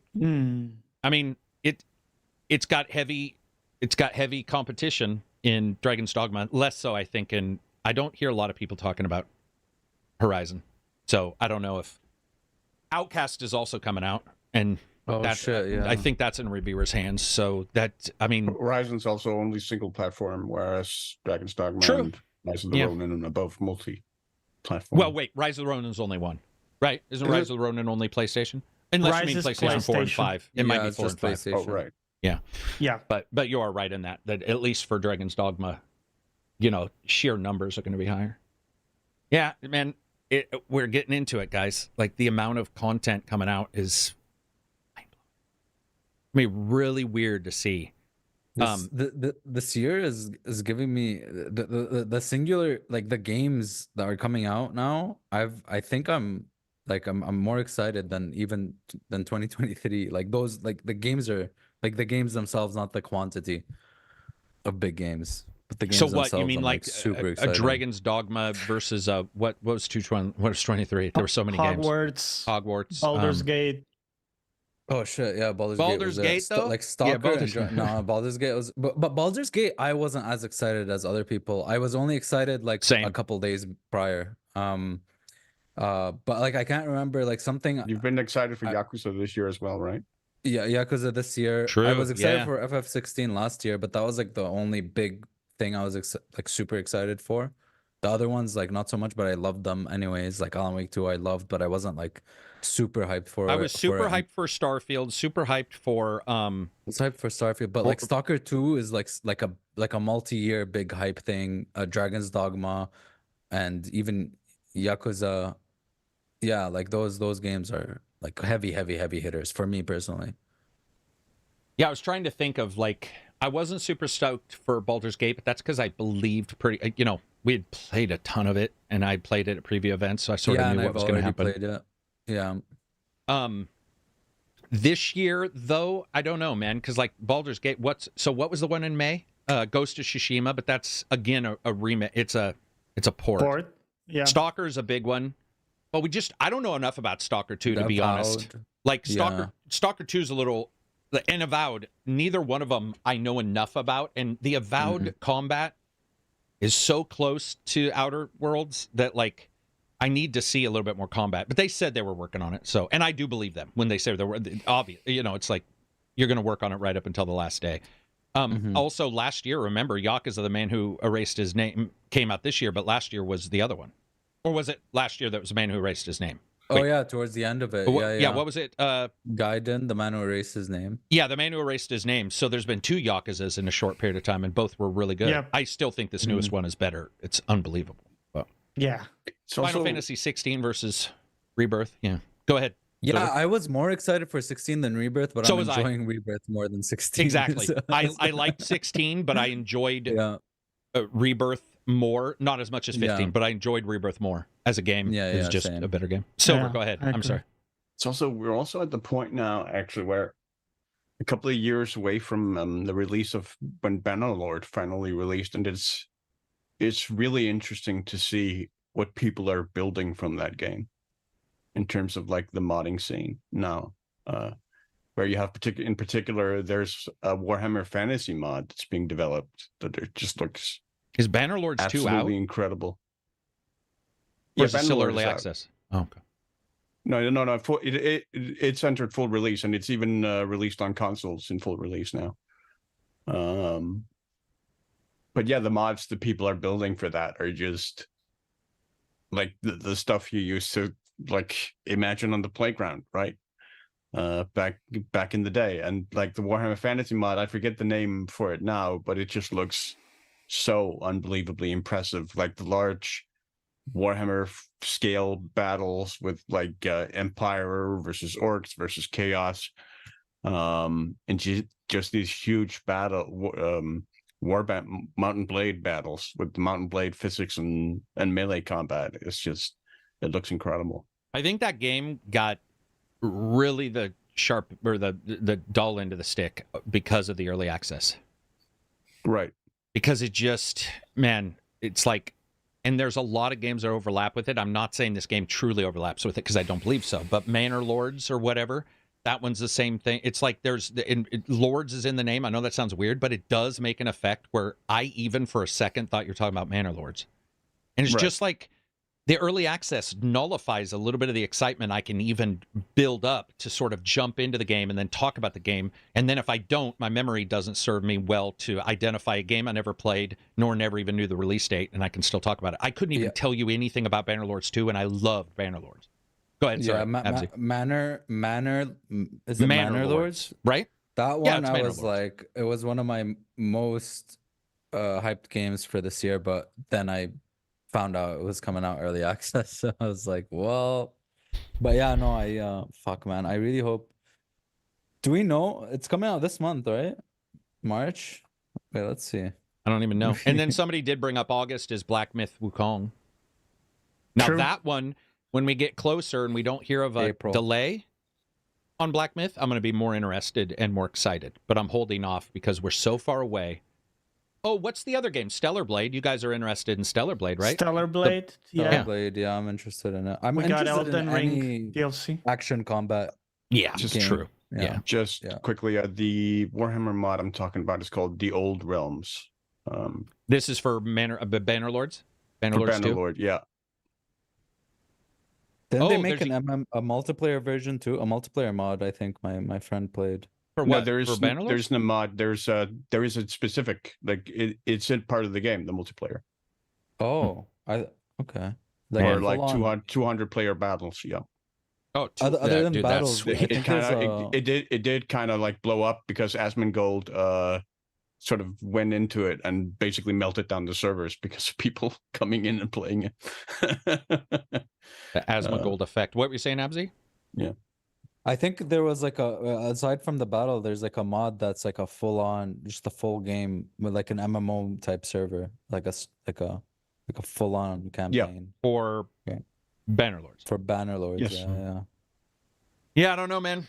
Can't even talk. I have no clue. And then there's Elden Ring. Somebody just reminded me Elden Ring DLC is coming out. I do think with Elden Ring DLC, it's going to be really hard for me to be super excited about that. I was excited when it got announced, and I've noticed every day it's gone down.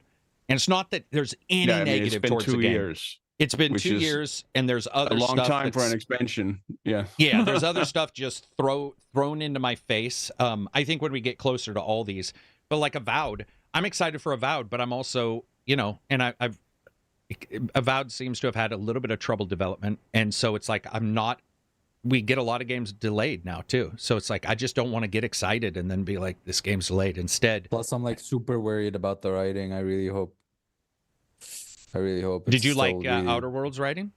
The I like quest the in Outer Worlds writing, but I loved Pillars of Eternity's writing. but wasn't Pillars Chris, or was it not Chris? Was Was it Pillars Chris I don't Avalon? know. Was it? Yeah, I don't know. I think they go up and down in their writing. So yeah, I think Outer Worlds had some good.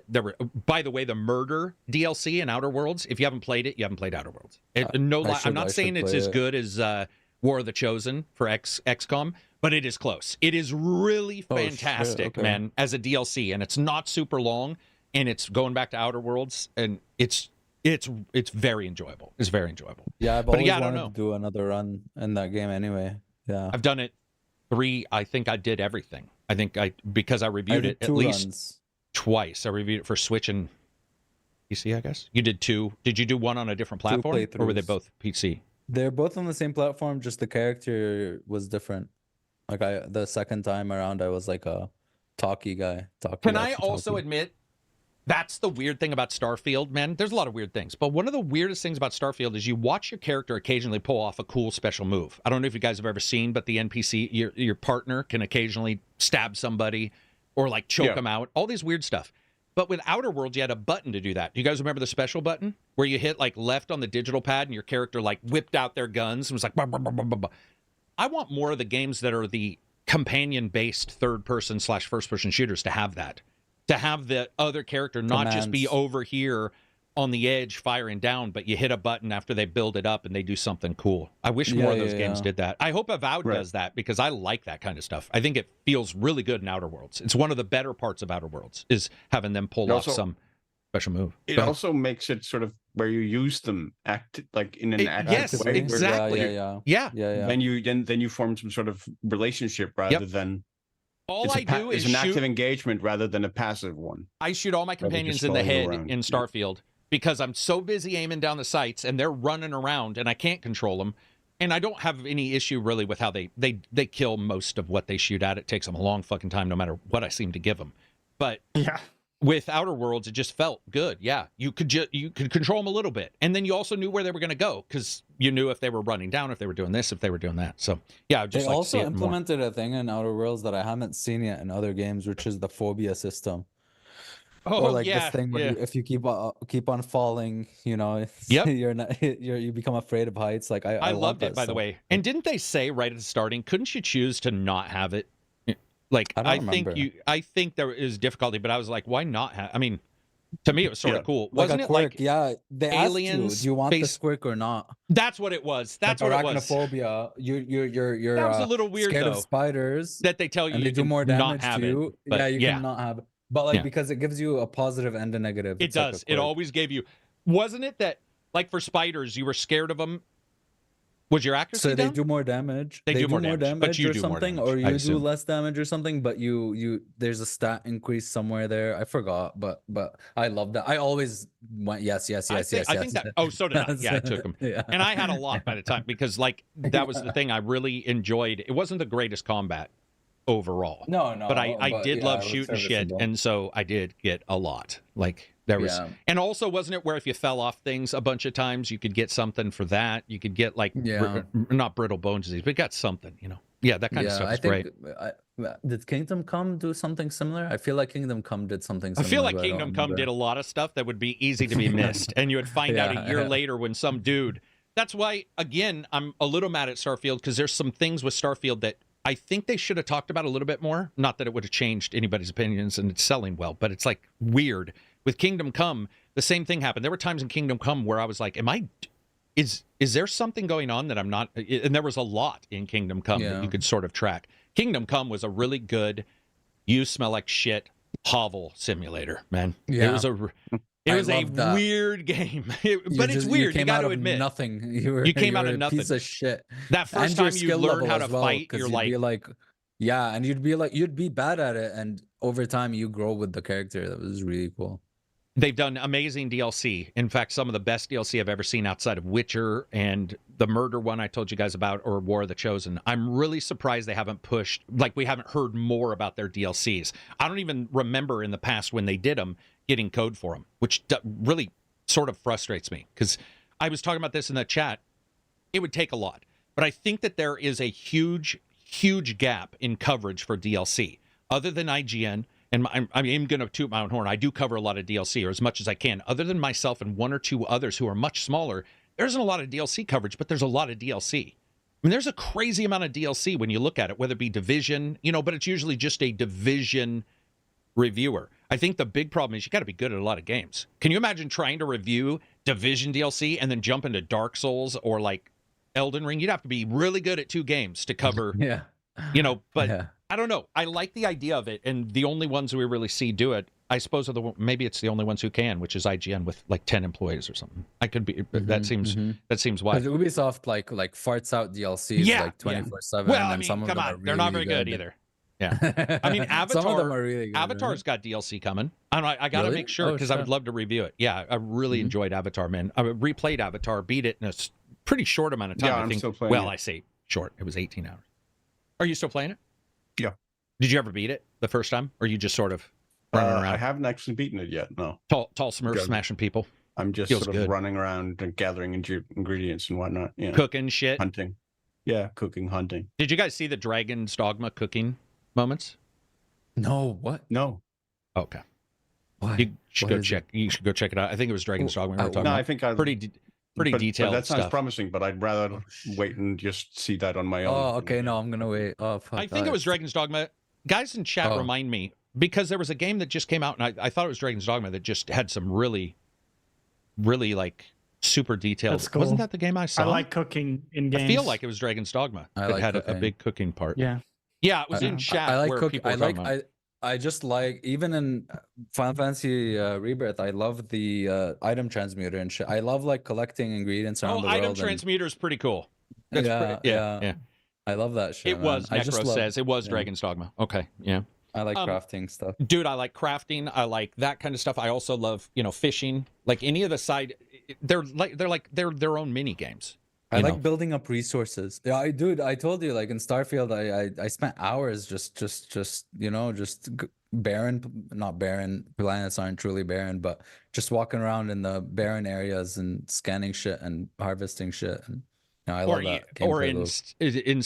Looting. Starfield where you get that one planet that's like you have 3 out of 4 resources and you're like, dude, where's this other Yo, where resource? the Fuck! fuck is it? yeah. Always happened. Yeah, it happened to me last night. I was on some planet. I'm like, I felt like I'd scoped that planet, and then They don't realize- tell you. They're like, oh, by the way, you can find different stuff at like a coast or whatever. There can be fish. that do you know gotta how kill they or something. that pissed me off too? Not only fish flying ones, which you can see, but yeah. it's such a small, short warning. There's a thing that pops up that says this ecology or whatever is complete, meaning the resource is somewhere else. It's not in that. Yeah. But if you're like doing anything else, it's this little blurb, and there's a lot of little blurbs in Starfield. Like, don't run while you're heavy, and you're like, I know that. I've known it since the first 3 minutes. Why do you keep popping this one warning up? That I'll ignore the warning and then search around for an hour and be all, uh-oh, I think this place is empty. Like, you sort of feel. I guess I shouldn't feel dumb about it, but Monster Hunter had great cooking. Yeah, Monster Hunter had really good cooking, except I liked seeing the dishes, but the animation of cats chopping shit up, I wanted to die. Like, no way. It It didn't was like- cool the first couple didn't times. like the and then cat. Oh, come on, couple. Yeah, First I don't even know if I go. That first time was awesome, First right? time. You were like, dude, this is amazing. Yeah. I hate it. What was the one in Rise? It was mochi or Mochi. something. Like ice cream, and it was also shorter. And Avatars was shorter. I liked Avatars because you sort of put the thing into this, Right. this shell of some creature. It cooks up, you pull it out. It's pretty much. I like the idea of it. And It's just when it's a in long Breath of the Wild, you had cutscene. the ingredients sort of popping, and there's fun little sound effects and I music. liked too. Tears of the Kingdom Tears of the Kingdom and Breath of the Wild, where you just cook it and you can hear the pop, Yeah. and you know to take it off, or you leave it on and it burns. But yeah, they were good. They weren't as something about Final Fantasy and Monster Hunter is cool when you see them, or like Final Fantasy 15. You know, you get the Oh, food that dude. you're like you're hungry inside. I was You're like, getting "Damn, hungry all son." day playing that game. Yeah. Yeah, those are cool. that food But looked I incredible. I wish there was the one thing I've always liked in some games. Not all games do this, but if you've noticed, some games will sort of do the long cutscene first, and then they have the mini truncated cutscene. And that's what Yeah. I want is, oh, sure, I can ignore it completely. And then now I'm seeing a weird flash in the screen where I'm like, skip, skip, skip. And then it looks dumb. It looks worse. But I love that some games will go like, here's your long cutscene, cat's fur. Yeah, the first flying- time. Yeah. And then next time it's like y- a shorter You've one. already made Yeah. ramen 5 times. You don't need the full like. Yeah. It's like you can show me, Yeah. pour it in and look at the food. And that would be cool. Little Exactly. mini, Give me the cutscene. And then you TLDR get, like, version. Overcooked, Yeah. where The too long didn't read it version. gets really stressful. Yeah. Well, Overcooked. Dude, there should be Overcooked like is- a full-on RPG, Or co-op Overcooked? RPG. No, just a full-on co-op RPG, but the cooking mini game is Overcooked or some shit. I don't know. I feel that like that's one cool thing. I was so sort of off topic because Yeah. I don't know where we are. We're probably how far are we? We're probably pretty close to wrapping it up. Mhm. Wait, what? Is this time wrong? Has it almost no, been no, 4 dude. hours? 4 hours. I yeah. thought it was Yeah, 2 it's- this entire time. I wouldn't have held you guys. I legitimately saw that as 2:42, not 3:42. All right. I was just going to say I really like Hunter Call of the Wild. It's a simulator game before the term simulator was put after everything. And I want to embrace the simulator genre. I think it's amazing. And I don't awesome. know It is. how the successes are continually being ramped up, but if you go look at some of those, maybe the top 3 publishers, they are up there with Capcom. Well, they're higher than any of the big ones, but their success rate, guys, is pretty fucking phenomenal. If you go look at Yeah. the simulator titles and you just start, and yes, you'll get a bad one, but you'll also get like fucking 90 and you'll be all simulator for what? Door opening simulator. And somebody's like, this is actually really fucking They awesome. seem so random Loading to screen me. simulator. Loading Yeah. script, but dude, there's a mowing simulator that got good reviews, and I looked at it. And by the way, I had to Yeah. grow up with that shit. I hated mowing, and I bought it. I was like, in And real I life, saw no, but in that game, yes. supermarket simulator. pop up. Supermarket, There's yeah, but a convenience gas pump. store. There's a gas Yeah. one. And you go to like the There's one- Caribbean and gas up people's boats. Like, Dude, go there's ahead, one sorry. where you run your own LAN game place, like internet cafe. Oh my god, an internet By, like, cafe gaming simulator. PCs. See, dude, Yeah, that's cool. legit. That's Yeah. simulation as a genre wasn't called simulator, but once they did, there's a strength in that. There's something going on that like it works, man. It's I mean, like it calling works. something a Souls-like, you know? Like Yeah. Neo Souls-like. Except yeah. what I mean is it not only works for categorization for gamer, there's something going on where the devs, it's almost like a template that and they still feel different, but there's a template that they understand it like it does need these other things. It does need this. And a lot of the simulator games are fucking really good. It's just- Yeah.